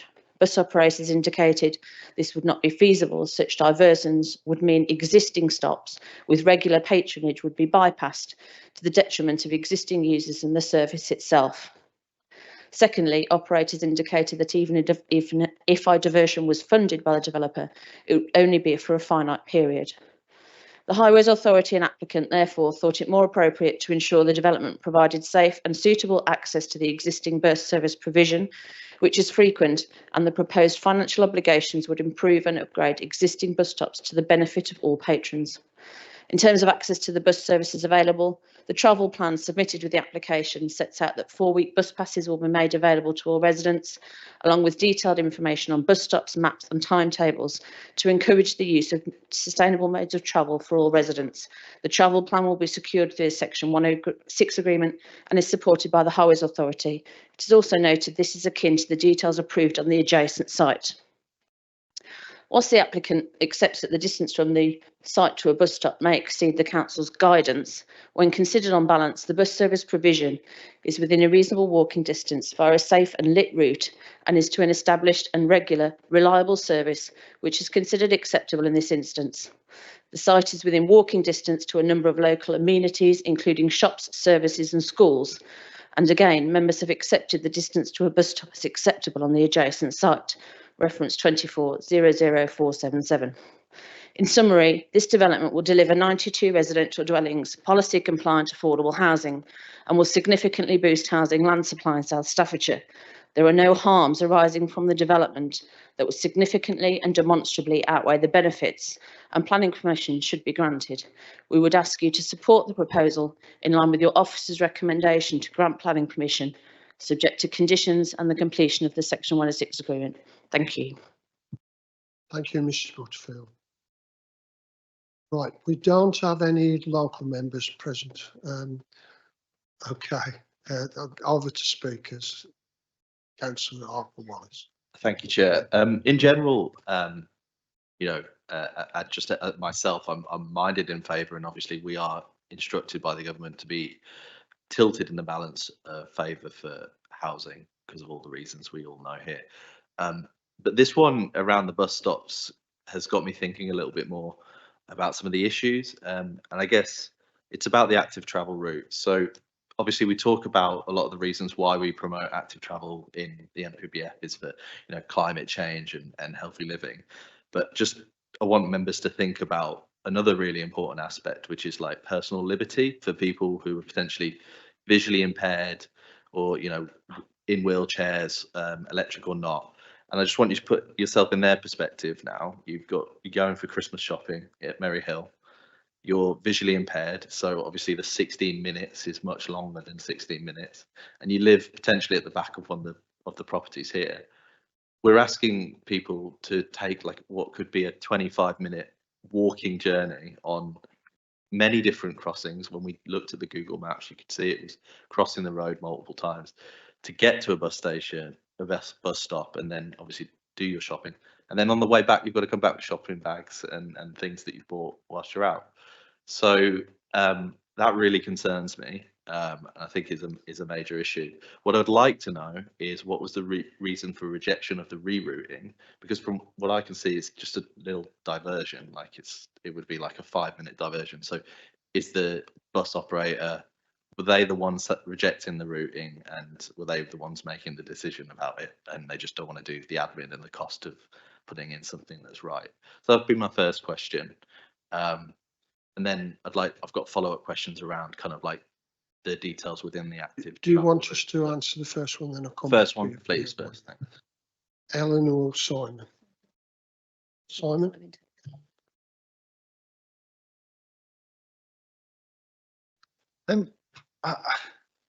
All I can say is this, just to, I suppose, go into a bit more depth than what we were talking about last time. Yes, there is the walk distance to the bus stops, as we've admitted, it is over the recommended guidance distance. But again, you've got to remember that the NPPF, and the gentleman said earlier about paragraph 117, if you actually, I think it's 117A, talks about the priorities and which you would look at in terms of setting out what's most important for transport.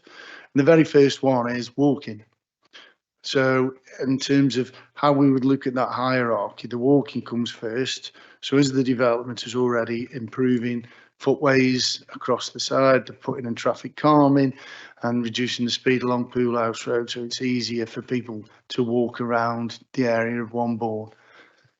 Secondly is cycling. Again, it comes down everything we're doing about the speeds, putting the footways in will help the cycling.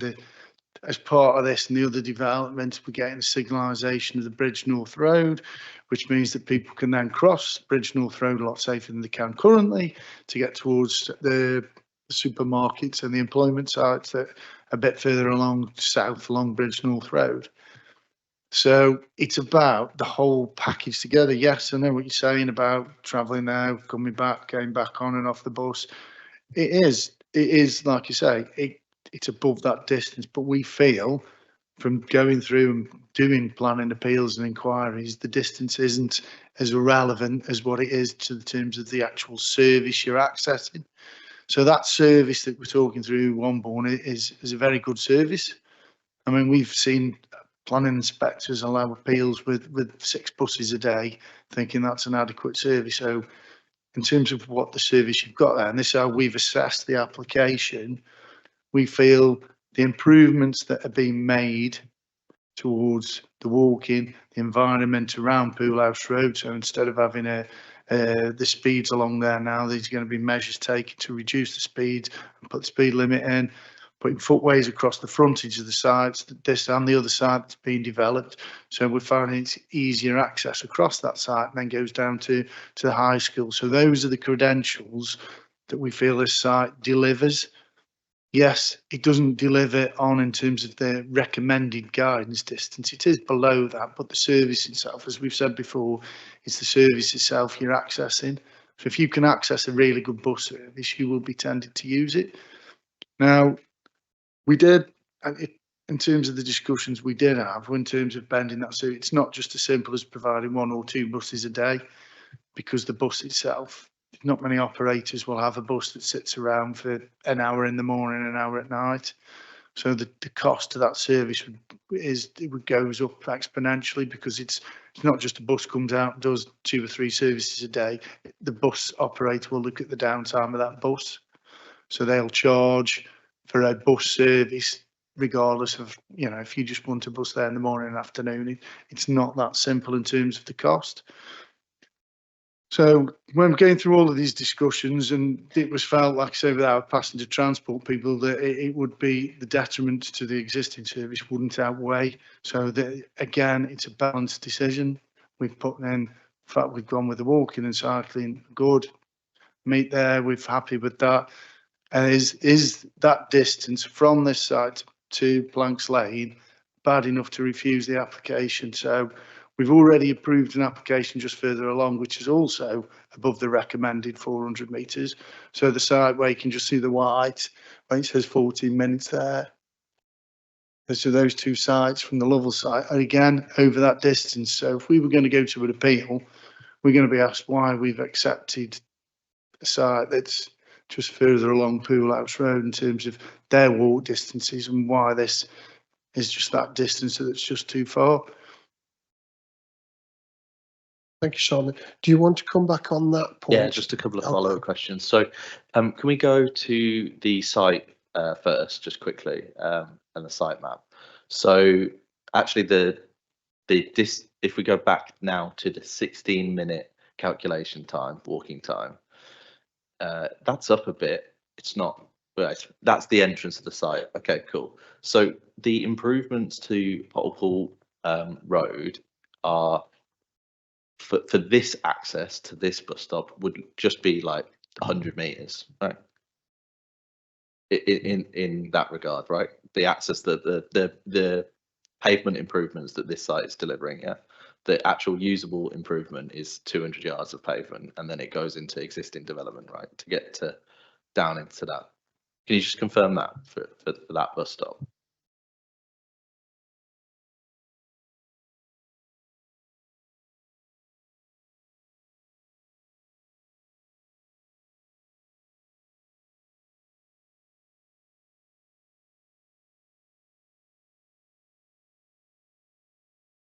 Gotcha. It's, we're just looking at the plan. Unfortunately, it's just come off the edge of the plan. The scheme of we are putting them across Pool House Road and then down. And so I don't think it does go all to meet across the front of the side, does it? It crosses them over and then it brings them onto Pool House Road to join into the existing facilities.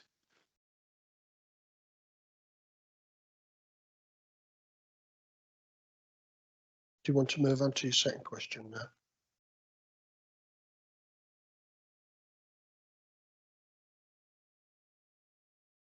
Oh, good. Yeah. Yeah, I'll just move on to my other questions then. In the meantime, so in the other bullet points on the active travel route, just interested how they're going. Like, I mean, some of these are, you know, bus maps being disseminated and links being provided for planning. I don't really understand how that's going to encourage anyone to take the bus, but how will car sharing be promoted, I guess, and how do we enforce that as a, like, how do we see that that's being adhered to? As part of the application under 106, we will addend the travel plan, and through that there's some finance secured. So we've got an office. Well, there's 2 offices at the county. Will go through all these and all the other sites, and in terms of they will liaise closely with the developer or their agents in terms of how they're going to promote and how they're going to hit their targets for walking and cycling. So in terms of the bus itself, a lot of people, when they move to an area, what it'll do is promote where the service is, where it's going to, and the timings, because a lot of people don't always know where those buses are. But again, I think it's important to go back to what we were saying at the start. It is a hierarchy. So the improvements to the environment along Pool House Road to make it easier for people to walk inside. So in terms of sustainable development, this is why we're trying to find and trying to put these sites in areas where we know we've got existing facilities, schools, shops, etc. So they have a better chance of achieving those figures and a better chance of people walking and cycling. Okay. Thank you, Chair. Just one last question that wasn't answered in my original one was who does the rejection of the rerouting? Was that a decision that county have made, or is that a combined decision? And also, what's explicitly the detriment of that route? Like, are we talking about an extra couple of minutes? Because my understanding is, it's just another stop on the route that the bus would be taking anyway. So, or maybe that's my misunderstanding. So, yeah, a bit of clarity on. Simon.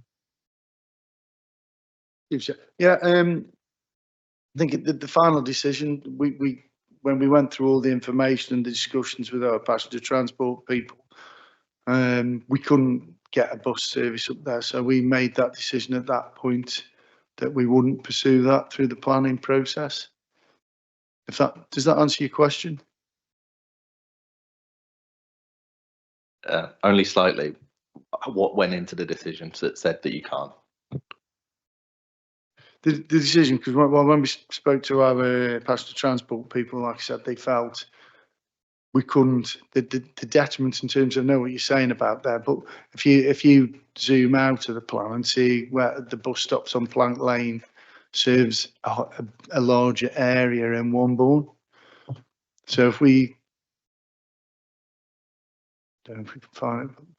So if you picture Wombourne, like Poolhouse Road's on to the northern part of it, where Planks Lane, it makes it easier for more people to access that service. So if you look where that stop is there, the red pin, that's where the existing service is. So the service that comes up and down there goes, some of them go around Britbridge, some of them come around Planks Lane and go through the estate. I remember the other side down. So that service is it runs through what I would say is more of a central area and offers a greater access to more people in terms of their, in terms of if you want to see somebody within your preferred distance of a bus stop, that route is what it currently does. If we bend that service up to Poolhouse Road, it will be at the detriment of the people who are the existing. So in terms of what you're saying about the walking distance, you get more people will be put out or having to walk the 16 metres than what you will have. So this development, we're talking 100 and whatever houses. So those are the people who are going to be out of that walking. If we bend that service there, you're going to have more than 100 properties being, will it be detrimental if we bend that service? So you're going to have a bigger effect by diverting that service. If you take one or two of those buses away from Planks Lane, you're going to be having more people further away from a bus service than what you will have as part of this application.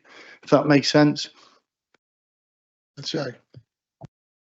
Yeah, kind of. He's basically saying that you can't put another additional bus stop to the route and then just have them go back and just carry on with the rest of the route, is what you're saying. Can we move on then now? Have you finished, Simon? Sorry, Chair, I was just going to say, it's not just as it goes through Wombourne, it's the route itself. So when they route it, they've got to put it between the start and the end point. So the service will have a certain amount of time to do that route and achieve it. So if you add extra stops to it, you can't always divert. We did look if we could get the existing service, but there's no time in the existing schedule for that bus to push up through here. Okay, thank you for that comprehensive answer. Any more speakers? Councillor Reid. Thank you, Mr. Chairman. In listening about time and the length, to me, well, I can walk by our drive and I think it's about 500 yards, but I'm fairly fit. The other thing is the weather. How about when it's snowing and when it's icy? It's not 15 minutes then, it's a lot longer. But I understand the issues around providing a service. It has to be used. And it's the old saying, if you don't use it, you'll lose it. And that's the biggest problem. People find it more convenient to get in the car, don't they? And they use the car when they could be using the bus services, and which we are trying to encourage. but we've got to have better services. So it's one against the other, isn't it? But I'm lucky. Well, I'm able to walk easily. So other people aren't so lucky, and I'm just thinking about when the weather isn't very good and the surface of the roads icy. Thank you. Any more speakers? Councillor Ashton. Did I imagine this, or has it been spoken about that you would upgrade the bus stops above misheard? Could you explain how that would be, please? What would happen to upgrade a bus stop? Just out of interest. Would you? Oh, Simon, which one's taking that? Simon. I can say we've got a sort of standard that we're aspiring to across the county to upgrade. So instead of having just a bus stop, so it's just like a flag and a pole, the stop will get upgraded, so you'll have a shelter. So you will get, and you're right, a lot of sort of sustainable travel. You do see sort of dips in the winter months, but the whole point of what we're trying to do there is we'll encourage people to try and use it in the winter because they'll have a shelter, so people can, while they're waiting for the bus. And on top of that, we're trying to fit all real-time passenger information. So there should be a sign up there that tells you when the next bus is due, how long you've got to wait. So it makes it easy for people. And you can also nowadays, and that comes back to the travel plan, you can text numbers and stuff and it'll tell you how far the bus is away and etc. So that's what we're trying to do, is improve the actual, rather than just having a stop, it'll become a shelter with, like I said, with the information shelter, and they try and raise the curbs as well, so it makes it easier for people to get off and on the bus. That's about it. And maybe a bit of lines and stuff around it, but generally speaking, it's trying to improve the experience for people using the bus. Thank you. It's just that it seemed to be just a throwaway comment before, but you can come to our 22 bus shelters in Burton too. Councillor Kelly. Thank you, Chair. I just want to point out section 109, transport, promoting sustainable transport, section A, B, C, D and E and F clearly states on that part of the NPPF that we should be promoting sustainable transport, the lack use of using cars, and that sort of transport would be to make things identifying, accessing and taking into account the environmental impacts of traffic, transport infrastructure and appropriate opportunities to avoid mitigating adverse effects on the environment, which buses would do because you'd take cars off the road. And then to Simon's other point, which I want to, is section 117. He points out that A, give priority first pedestrians, cycle movements, both within the scheme, that's within the scheme and the neighbouring area. And second, as far as possible, facilitate access high quality public transport, which are buses, is the key point on A. And the second point is addressing people's disabilities, creating places for safe, secure activities, active travel and scope, and efficient delivery of goods and so forth. And those key points come into that access. That's an observation. Do any officers want to come back, Simon? Yeah, you're quite right. And the point you made there is that's the important question that you'd spend a long time debating if you did go to an appeal. It says so far as possible, and 117A, so far as possible to facilitating access to high quality public transport. And in our opinion, we think as far as possible, we've done that. So that's the issue. Like you say, the walking, cycling is the priority, then the buses. So it's as so far as possible would be a great debate. You'd spend hours at a planning appeal trying to discuss what that means. Yeah, come back. Quick comeback. The point I'm trying to highlight here is, Simon, is we've got a climate emergency. Staffordshire is a high population of elderly proportion of people that aren't able to drive. And the question is sustainable transport, modes of buses and stuff would facilitate, and the climate change would be a lot better. Thank you. Any more speakers? Councillor Stern. Having caused this issue, I feel that I should make a statement really. My prime reason for putting a proposal to defer this issue was, I mean, we've had probably more of a debate tonight than we did a month ago, was to hear from local members. And I gather there are 6 local members for Womburn and none of them are here tonight. Observation. Any more speakers? No. Therefore, I'm going to go to the vote. The recommendation is for approval. All those in favour of approval, please show.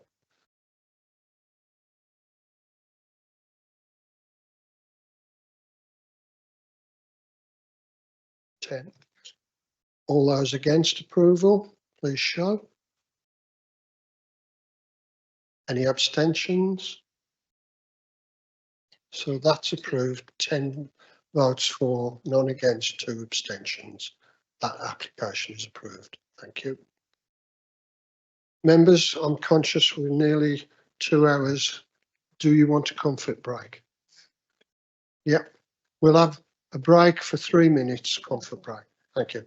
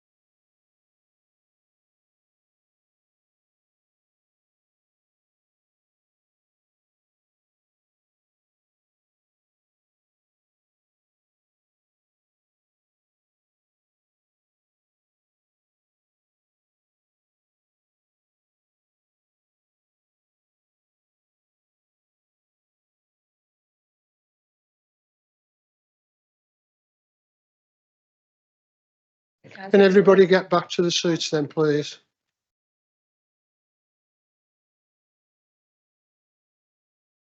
Doing a quick count, is everybody in the room? Yep. Okay. Could you be seated at the back, please? Thank you. We're going to resume.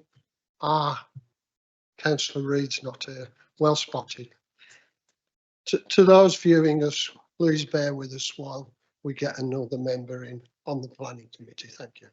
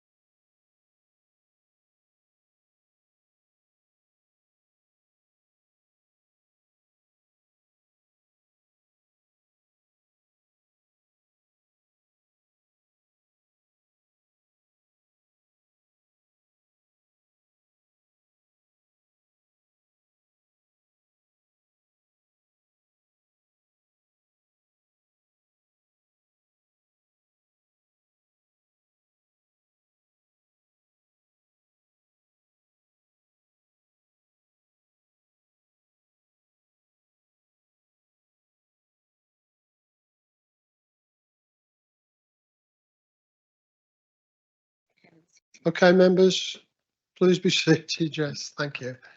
We resume the planning committee and we go to the next application, which is 25/00477/FUL.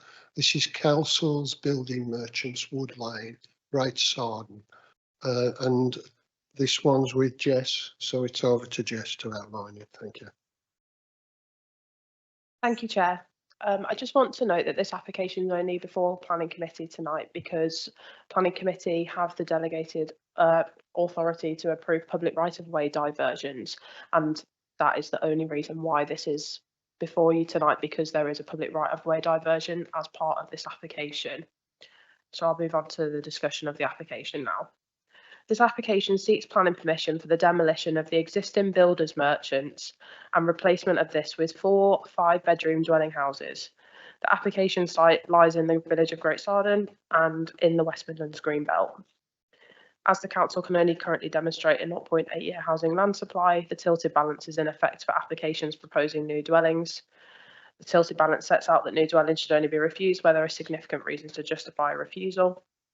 Applicant has put forward a case for previously developed land, which forms an exception to inappropriate development within the Greenbelt under paragraph 154 of the NPPF, subject to the development not resulting in substantial harm to the openness of the Greenbelt. The development would result in a net loss of built form within the application site with regard to footprint, volume and height. In addition to this, an incongruous existing building would be removed from the street scene and replaced by 4 attractive dwellings that are in keeping with the character of the surrounding area. The development also complies with the criteria set out within policy EV1 for the loss of viable employment land, and as such, the principle of this development is considered to be acceptable. The development would not contravene the space about dwellings guidance and would not result in negative impact upon existing nearby residential dwellings, and the proposed development and landscaping would ensure that the development improves upon the visual landscape of the Bolton Lane street scene. There is no residential amenity issues associated with the proposed development, and the impact on nearby designated heritage assets is considered to be less than substantial. The development would achieve safe and adequate access and would not result in any concerns relating to highway safety, providing that adequate parking provision is secured via condition, and the development would reduce harm to the surrounding highway network, which is not sufficient to accommodate HGVs as per the existing site use. There have been no objections raised by technical consultees such as Council's Conservation Officer, Ecologist, nor the County Highway Authority or Public Rights of Way Officer. The application is therefore recommended for approval, subject to a Section 106 agreement to secure the Cannock Chase SAC mitigation measures and to ensure that the dwelling is secured as a custom and sorry, ignore that part. The second recommendation is also made for the diversion of the public right of way that runs through the application site as a result of this development. Thank you. Oh, again, I'd like to go through the presentation now. These are all pictures of the application site. The first is sort of to the rear of the application site. The second looks out views across the application site to the rear of the application site. And the third is the access, sort of more the existing access into the site. The proposed access is just further down from where this is shown.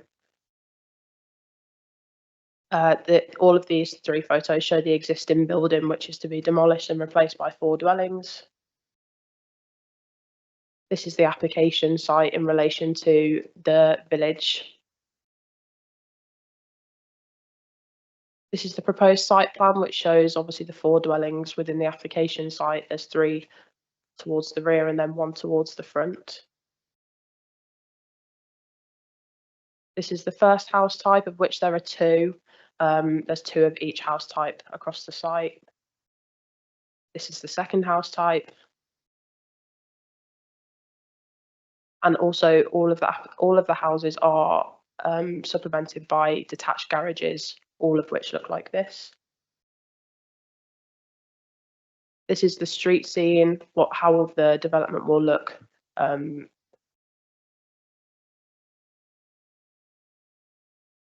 that's everything. Thank you. Thank you, Jess. We haven't got any speakers at all speaking for, against, or agents. And I'm the local member and I shan't be making any comments either. So it's over to you, members, if any of you wish to speak on the application. Councillor Kelly. Simon, your chance on this. Quick point, wouldn't it be more, because you've got, I know Cowsall really well when it used to be a builder's merchant and everything. They've got in and out access on that site. Wouldn't it be that sort of more beneficial to have an in and out access than just have one route in and one route out off the site? That way it would make it a lot more facilitated, because just up the road there you've got a really sharp bend, and that road where the access is really tight there, because I think it's about 5-6 meters wide on that one section, and where cars are passing, that is going to be tight. Simon. Yeah, thanks, Chair. We generally try, and if we can, is keep the number of accesses to a minimum, because generally an access is your point of conflict. So rather than have 2 points of conflict, try and do the one. If we could close one down and have, rather than having 2 separate, forgive me, I haven't been to the site, so I don't know what the accesses are like, but to provide one that's fit for purpose rather than having, I don't know what the other 2 are like, but we would try it where possible to try and reduce the number of accesses in certain locations, not always. I mean, sometimes if it was a quieter road, we'd try and get some frontage access, but given the existing use on there, I would say it's probably better to remove that and, like you say, move it a bit further away from the bend and give yourself a bit more visibility across to the bend. Councillor Kelly. Thank you, Chair. Let me just say, I'm the local member and I know the area well. It's very rural. There's only 4 houses on the site. I don't think it's a problem, in my opinion. No, but what I'm trying to get, because Cowsall's used to have a lot of wagons going there, and that's why they had that access just off that bend going into the site for the facilitator vehicles to go in and come out of the other access, which was a big double gate. That's why where the entrance is allocated now is where the double gate is, where I would say if the plans could be tweaked a bit to have the access at the top on that bar, that would be a lot better for everybody, because they can see from all directions better. I don't agree, but we differ. Any more speakers? Thank you. Just a couple of points. So the report says there's a right of way that's under threat. I take it that the diversion, you just confirm that the diversion will mean that that right of way can stay in use. And the second point, like your point, Mr. Chairman, I haven't got a problem with this in principle. The slight concern I do have is that all the dwellings seem to be quite large. You know, if this was a bigger scale, we'd be saying that contravenes policy, because our policy is that we try and go for more 3 bedrooms or smaller. We try and have a housing mix. We'd be saying there's no housing mix. So I was just wondering why we're not pushing for at least 1 or 2 houses to be just 3 bedroom. I think you'll find Jess has got the answer to that. I do. This development is not of a scale to require either affordable housing or a housing mix in policy terms, as it's only for 4 dwellings. We would usually secure that on developments in excess of 10. Okay. Councillor Steele. Just a quick one. I just wondered what bus service served this area. That's an observation, Councillor Steele. Okay, any more speakers? No. Come to the vote then. The recommendation is approval. All those in favour, please show.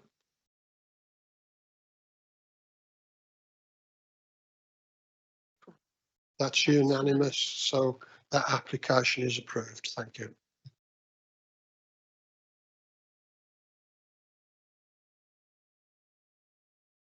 Right, the next application is 25/00590/FUL. This is the Hayloft, Brinsford Lane, Slade Heath. And this is one with Ellen. Yeah, over to you, Ellen. Thank you, Chair. This application relates to a former agricultural building which was most recently in use for an unauthorised purpose of vehicle restoration and repairs. The site is situated north of Brinsford Lane in Slade Heath, approximately 0.4 miles north east of Coven Heath Village and the M54 and A449 junction. Planning permission is sought for the conversion of the existing building to create 4 3-bedroom dwellings and for the erection of a single and triple garage and carport to serve the dwellings. This would form associated parking as well as garden areas. The development would be finished in a high quality material and suitable to the character of the area. So just to give members a bit of context, this is the site plan you can see here. So the red line is the application site and the building that will be converted into 4 dwellings. You can see Brinsford Lane there and the 449 Stafford Road there to the west. This is the site layout, so that shows the conversion of the 4 units, and the smaller blocks you can see there are the garages that will be associated with the dwellings. So this gives you an indication of the character that they're going for here with the conversion. So to keep that kind of agricultural feel into the buildings as it is a conversion, and adding in the windows in the appropriate location. There is the elevations of the carports and garages. Let's go back to that plan. So the site is considered to be grey belt, and the proposed development is considered to constitute appropriate form of development within the green belt, resulting in no material harm to the street scene. There's an existing vehicle access to the site, and parking provision is sufficient, and secure cycle parking is provided. In addition, there are no undue concerns arising in respect of residential or occupier amenity, ecology, biodiversity or arboriculture. Although the site is adjacent to football pitches, mitigation is proposed to the dwellings to address any noise during match days. The County Highways Officer has objected to the proposal as they do not consider this site to be within a sustainable location. Whilst officers acknowledge the site's location in relation to nearby services, it is important to note that this element is assessed as part of the planning balance. So this site plan will kind of help orientate you with the next part of what I'm going to cover. So the land between the site and the A449 extends approximately 200 metres along Brinsford Lane. The lane is wide with flat verges and is lit, providing the opportunity to walk or cycle and to access the nearby bus stops The furthest bus stop going north and south is 440 metres from the site. So whilst the highway objection has been carefully considered, in this instance, given the proximity of the site to alternative sustainable forms of transport, it is considered that the concerns raised in relation to highway safety would not be sufficiently strong to warrant refusal of the application. It should be noted that as part of a recent appeal decision related to the form of commercial use on the site, the inspector made it clear that in their view the site was accessible and sustainable. And as part of that planning history, we've made that consideration. So given the council's housing land supply, which is an important part of the planning balance, the tilted balance is in favour of granting permission. Unless there are sufficient strong reasons arising from the impacts of the development to warrant refusal of the application. The development would add 4 further dwellings to the land supply.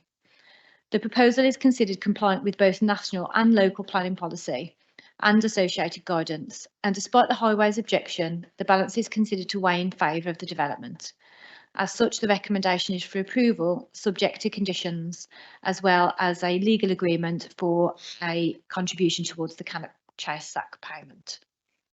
So just to show members some photos of the application site. So here you've got the site entrance from Brinsford Lane, and then looking from within the site towards Brinsford Lane to the southeast, and then the frontage of the site as existing.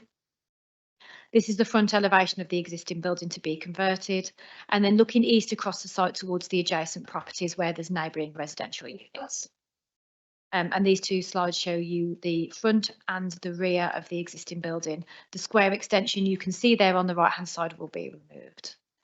Recommendation is for approval. Thank you, Chair. Thank you, Ellen. We have no speakers for and against, but we do have the agent, which is Phil Plant from Midwest Planning. Do you want to go to the lectern? 3 minutes. Thank you.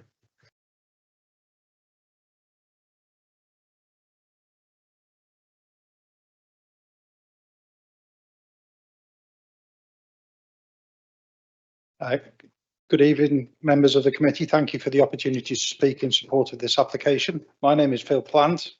I'm a director at Midwest Planning. The planning application in front of you is quite rightly recommended for approval by your planning officers. You've heard that the modest barn conversion proposals accord with your adopted local plan policies and relevant policies within the National Planning Policy Framework. Your officers have carefully considered all aspects of the scheme. The committee report confirms that the proposed development is considered to constitute an appropriate form of development in the green belt and would result in no material harm to the street scene or the openness of the green belt, given it is considered grey belt. There is an existing vehicular access to the site. Parking provision is sufficient and secure. Cycle parking is provided. In addition, there are no undue concerns arising in respect of residential or occupier amenity, ecology, biodiversity or arboriculture. In response to the reason this application has been called into committee, your officer's report demonstrates that there will be no threats to the local community and street scene. There are no highway issues to contest.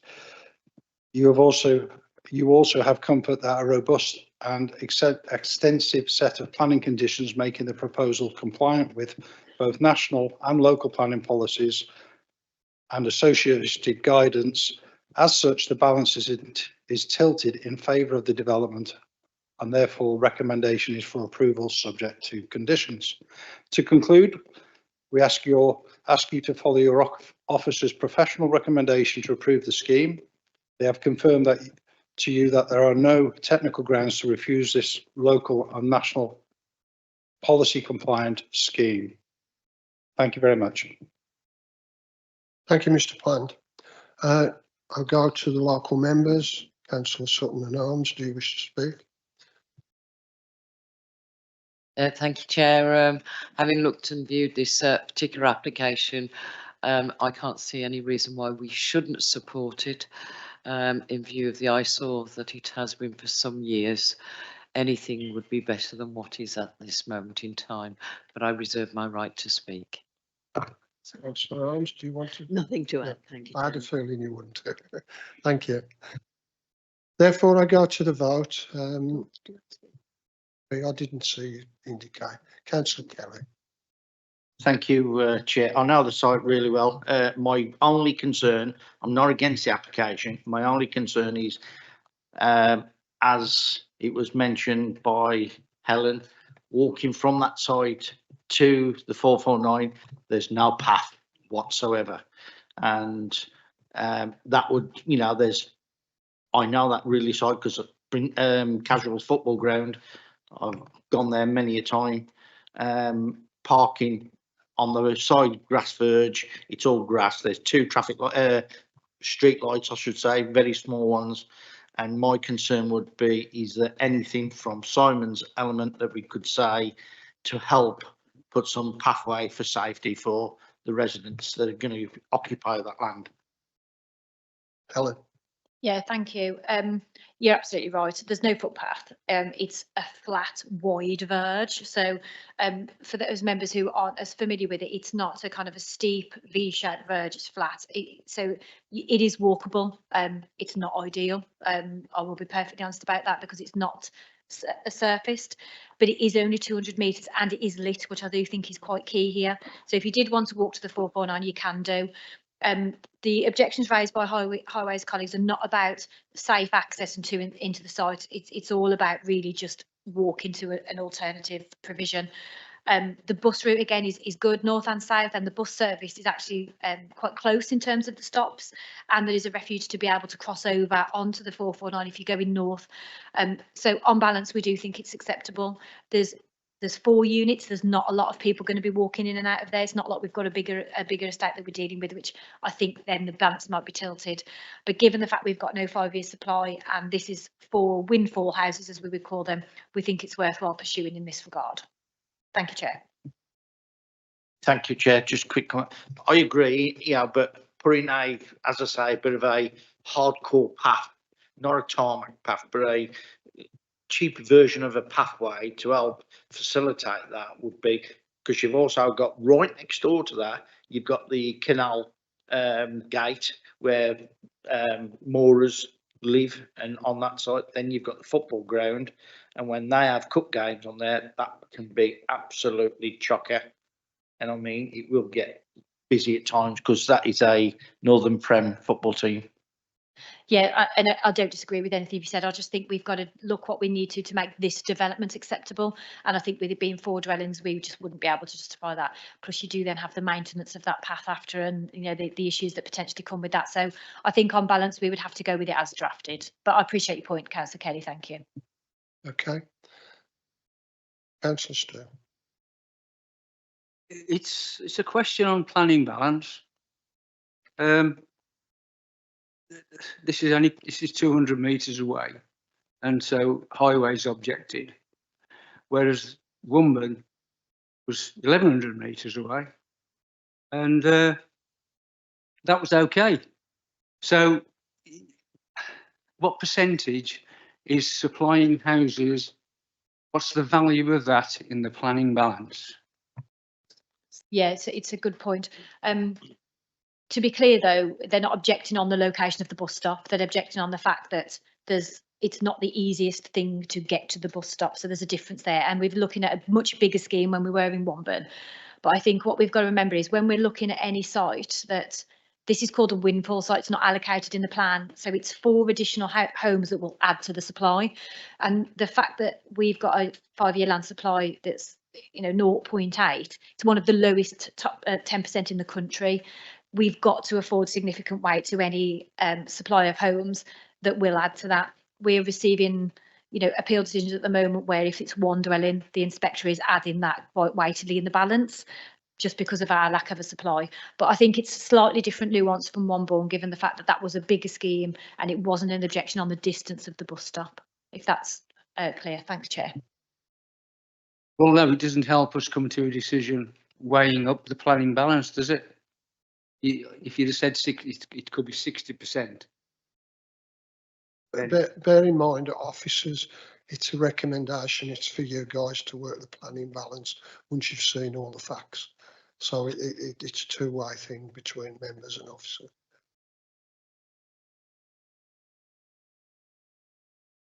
judgment.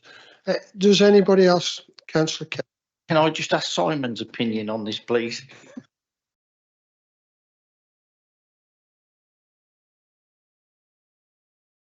Thank you. Yeah, it's difficult because you've got sites like this. So like I say, there's already an existing use in there, and a lot of these tend to go towards residential because it's an easier use to get. I think, as Helen's already said, our main concern is the bit along Brinsford Lane, which is the issue, but it's also some of the distances from certain uses. The thing that you've also got that was mentioned is there is a footway cycleway up and down the 449. So once you're on there, there's officially a cycleway along the side of the 449, which would give you access to employment uses, etc. But I think for us, it's from a residential point of view, what we were talking about earlier, the hierarchy would be things such as schools, mainly. Okay. Councillor Evans. Thank you. Just a quick point to go back to Helen's point about the windfall site and the 4. Done some quick maths. We need to build, what, 656 houses a year, something in the vicinity of that, and this is for 4 houses. My concern, with this, but also wider, is that comes to quite a lot. I think 150, 160 how of these similar schemes would have to come forward every year for us to make up our numbers. I mean, the inspectors are coming to the conclusion that they are coming to. I do see where they're coming from, but it's just that sheer number. I can't get past how you can't consider a smaller scheme. I can't understand how that goes against it in terms of making up the numbers like this. Thank you. Every scale of site has a part to play in terms of balancing out that number. We could sit and debate the merits of that 600 number all evening. That's been done to us. That's a central government decision. We have to work within the remit now of those planning policy changes. It has to be weighed in the balance, which is exactly what Councillor Steele's point and what Simon was saying. So there are some negatives with the scheme, and what applications you guys as members will find in front of you aren't the ones that have ticked every box, because there is a balancing exercise to be had. 4 dwellings across, a big district, it does make a difference cumulatively, and planning policy also advises that we take a view on windfall sites, and that's what this is. So that's what we've weighed in the balance. Your numbers aren't incorrect. It would take a lot to get to that point, but it's not about these small sites in isolation. It's about all of them in the round. Thank you, Chair. Thank you. Councillor Kelly. Point, Chair. Is a contribution towards the football club, as it's going to have an impact right next door to it, to help mitigate, because they do have floodlit games there.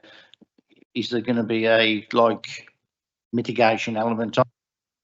Yeah, absolutely. So environmental health were quite heavily involved in this to make sure that there was no impact. So there's mitigation and the conditions that are outlined address that. But yeah, we've engaged with environmental health given the use to the nearby site. Thank you. Okay, no more questions. Okay, I'm going to the vote. The recommendation is for approval. All those in favour, please show.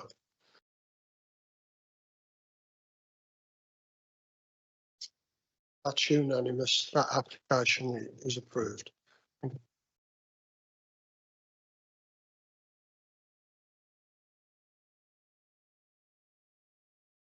Okay, we go to the next application, which is 25/00668/FUL.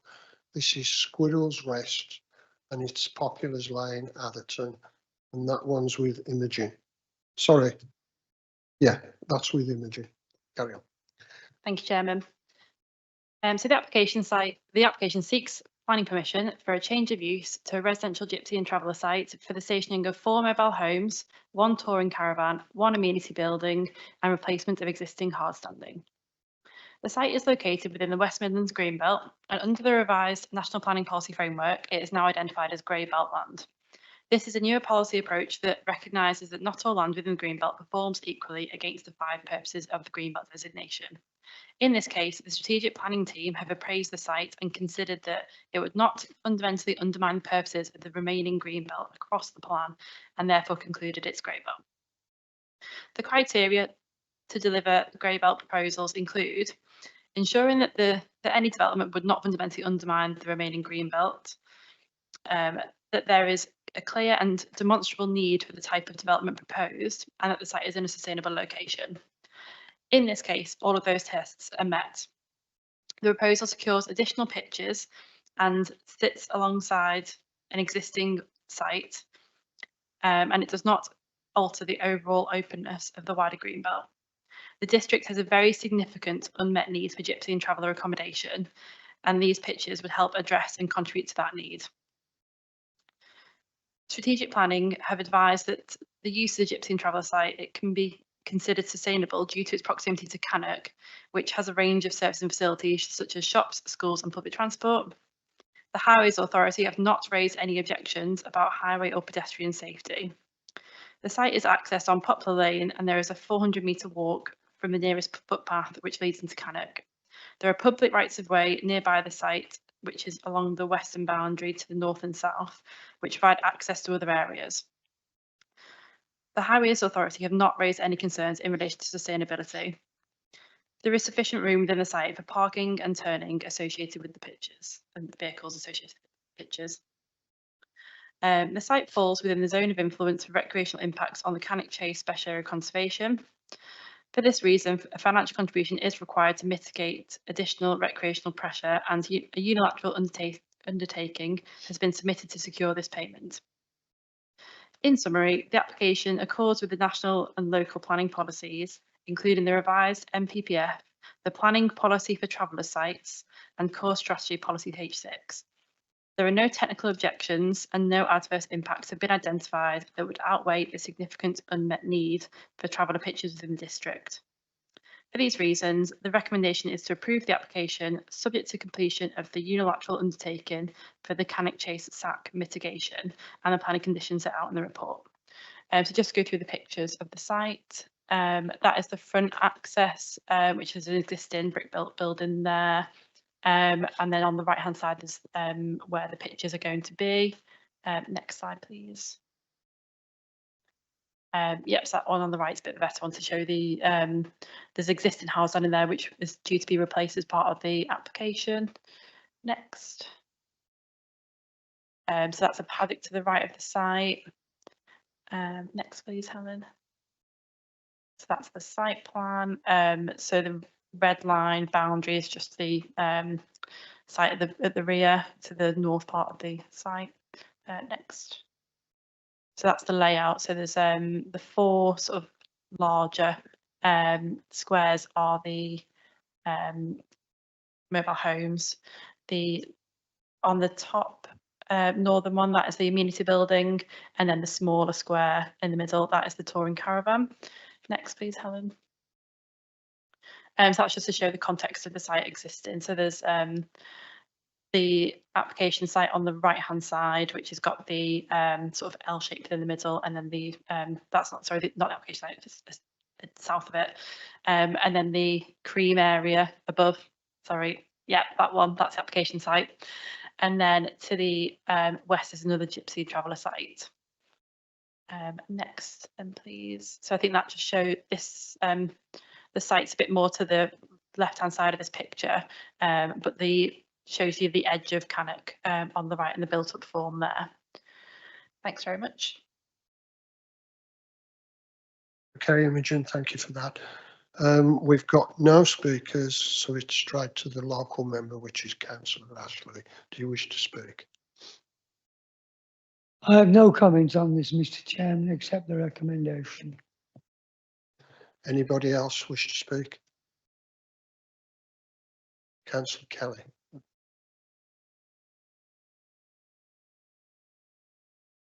Thank you, Chair. This application came to us about 18 months ago, didn't it, for the original site, where it was for hard standing and hosiery and that, if I recall right. And to me, I'm concerned that this is a stealth way of creating a traveller site. I'm just a bit concerned, and looking at what the local members have said in their comments, I'm just a bit concerned this is a stealth way of creating traveller sites. Imogen or Ellen? Just to say, we have to assess each case on its merits, and we've got to determine it as it is in front of us. There has been a change in planning policy as well, which is fundamental to this application and the following application, and I think that really needs to be borne out in the balancing assessment now, because things have changed nationally in terms of the guidance. Thank you. Okay, any more speakers? Councillor. Thank you, Mr. Chairman. I do know that we are short of sites. I think it's 81, is it? This one is an opportunity to reduce it by one. I'm totally going to support it to relieve just a little bit of pressure, because this is a big problem. South Staffordshire. Thank you for those comments. Anybody else wish to speak? No, I'll go straight to the vote then. The recommendation. No, the recommendation is for approval. All those in favour, please show.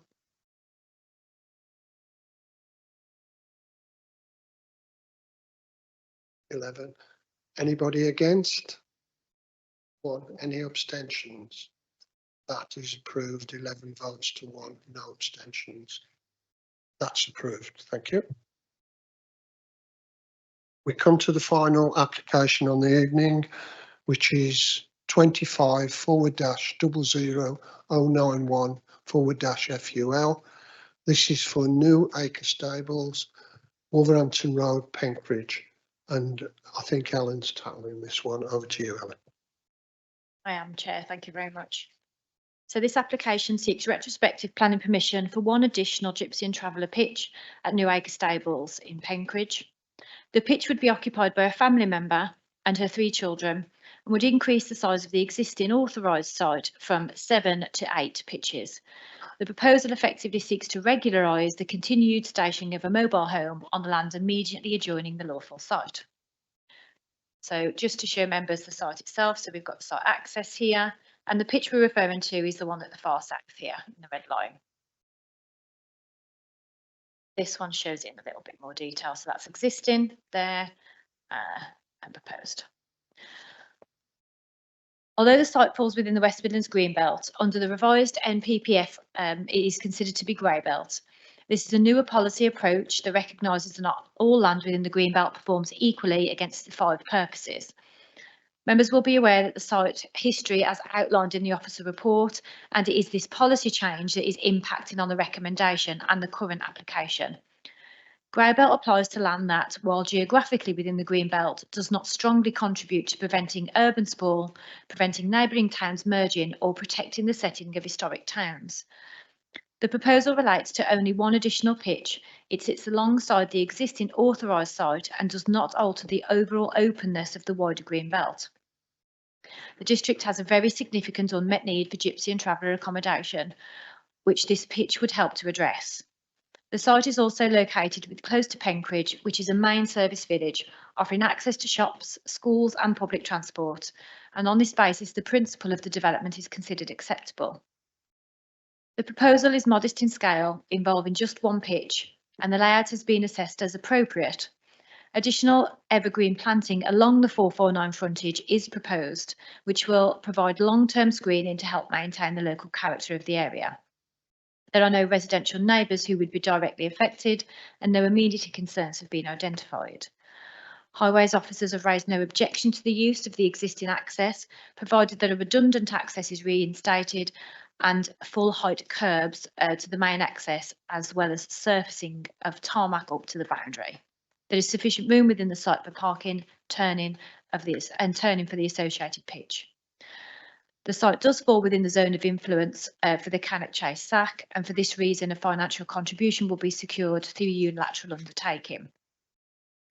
In summary, the application accords with national and local policies. There are no technical objections or adverse impacts that have been identified that would outweigh the significant unmet need for traveller pitches within the district.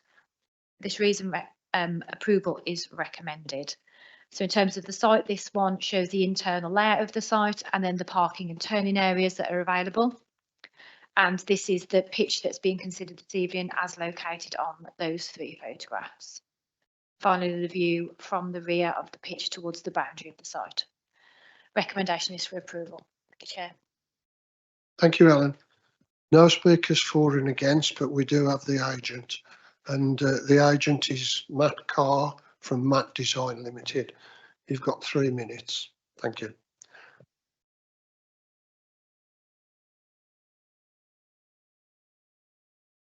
Evening, members. Yeah, I'll try and make this quickly as short as possible.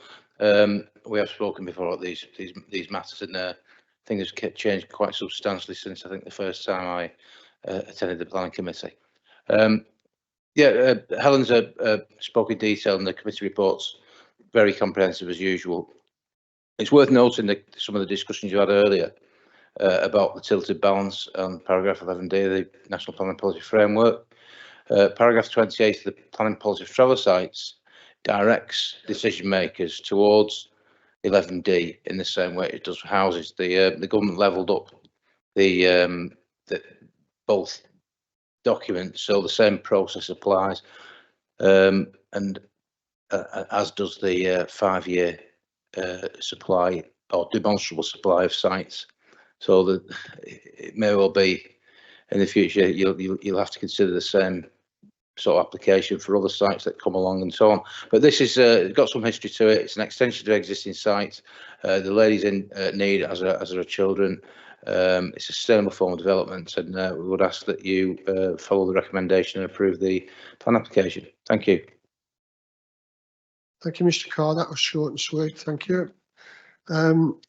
Therefore, I go to the local members, which is Councillor Adams and Councillor Kelly. Do either of you wish to speak? Councillor Kelly. Thank you, Chair. Sorry, Meg. I'm not against the application. I just want to make sure things are mitigated in the elements. So there are going to be, Helen, to what you're saying, conditions of evergreen planting along there. The drop curb and everything that is going to be dug up and reinstated as grass verge and everything. Then I'm happy to accept that. Then, yeah, as long as no extra access, because we've got 100 and some odd house access down the road, as well as park area, as well as other areas, which would make it too many accesses, a bit excessive. Yep, absolutely right. So the conditions that have been put forward, the ones that you are referring to are condition number 4 and then condition number 7. So yes, and there's a time limit on those, so we would make sure they're implemented. If they weren't, we've got an enforcement regime that could pick that up for you. Thank you, Chair. Thank you. Any more speakers? Councillor Adams. Councillor Kelly has made some comments already on the portal. Have these been addressed? Councillor Kelly has made some, he's commented on the portal. He said there's fencing has been put up and dumping of rubbish has been dumped on the railway site. Is that relevant? As far as the material considerations are relevant, they've been addressed in the report, yeah. If there's elements that sit outside of the planning regime, then we could pick those up under other legislation. Fly tipping, for example, would be able to forward those. But the material considerations, yeah, have been balanced in the report. Thank you. It's also said the extension was a family member, but it seems to show otherwise. But I thought it was for family member. Okay. I have no issues with this, and as far as it being green belt, it's between the A449 and the runway, so it's hardly green belt, really. Thank you. Thank you. Anyone else wish to speak? Councillor Steele. Excuse me. Yeah, just one. Network Rail say there should be no development works within 10 metres of the railway boundary, and that there is no alterations to the drainage on the site. I saw a comment that says infer that there has been development within 10 metres of the railway boundary. What is that the case?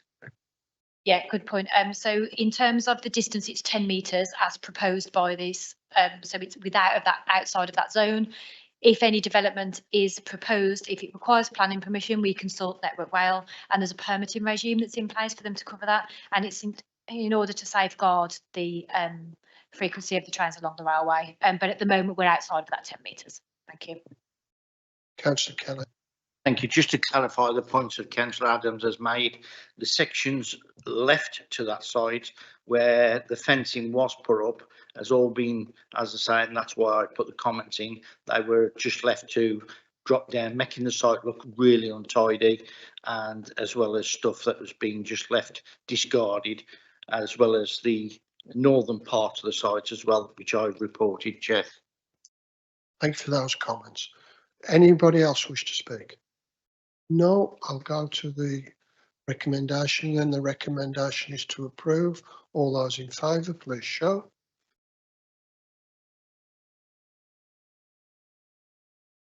Anyone against? Any abstentions?